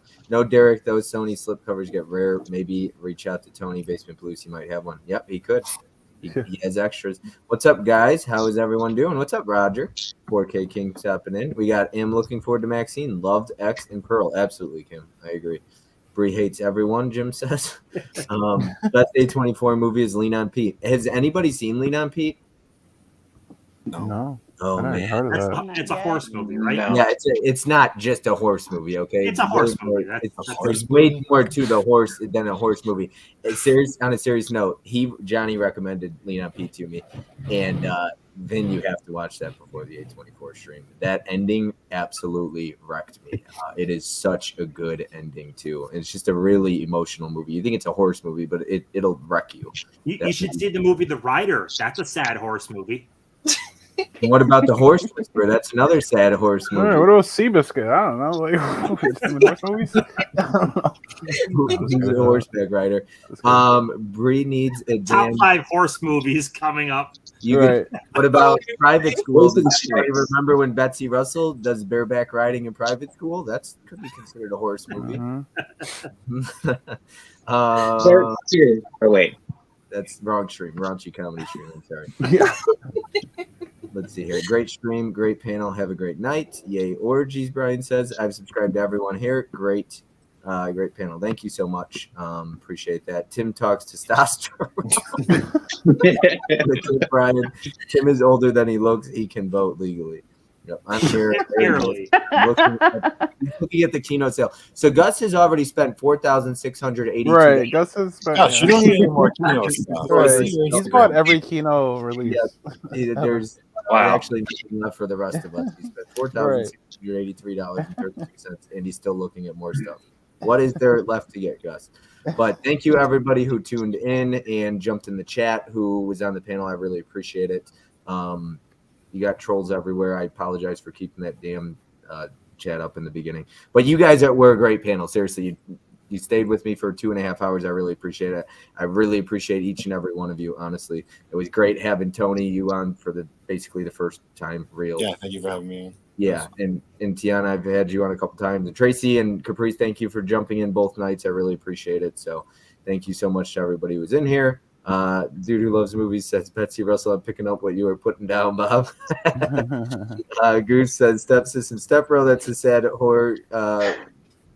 You said horse? Great stream, Bob. Bob, you're the man. Thank you. I love Jim. I absolutely love Jim. I hope I get to have Jim on again sometime in the future. So thank you, everyone, and have a great night. We will see everyone. Sorry, Bob. Can I say one thing real quick? Yeah, I almost hit. Yeah, sweet. Sorry. I forgot to do this earlier. I'm going to do a little self-promotion here. Actually, on Bob's channel next week. Come join us. Induction into the Hall of Fame, please. Join us, please. Sure to be a good time, fun time. So thank you very much for that honor. I'm really excited about that. I'm really nervous about it too. So oh my God. Don't be nervous. Seeing everybody that came before me. But yes, come and join us. Yay, abs. But yeah, sorry, I just wanted to throw that out there. A little self-love there for me. Absolutely. No, it's gonna be a good time. I've got some, you know me, I've got some hidden things. Oh boy. It's hitting up my stream. It's gonna be You wait, fish. I can only imagine what he's got hooked up. There's gonna be a lot of LGBT love that night too. I've got some fun things planned. It's gonna be good. It's gonna be a good time. So make sure to jump into that Wednesday night. And Vin, I got a question for you. When was that stream you're doing? Which one? Are you doing the comedy one? that you're doing with? Oh, a week from tonight. Okay. No, nice. no. Monday. Oh, Monday. 5 Okay. days. 5 days. Okay, Monday. Sweet. Yeah, I know you stream a lot on Monday, so awesome. Looking forward to that. Fish, you might get a video, buddy. Congratulations, Fish. Great seeing you all. Love this community, and yeah, absolutely no bad movie. They hate us because they ain't us. Yeah, That's right. Exactly. And definitely, I hope to get you guys all on for sure. I've said that before, and I'll say it again. So thanks again, everybody. Have a great night. We will see you in probably tomorrow or on Vin's stream on Monday or somewhere along the way. So have a good one, everyone.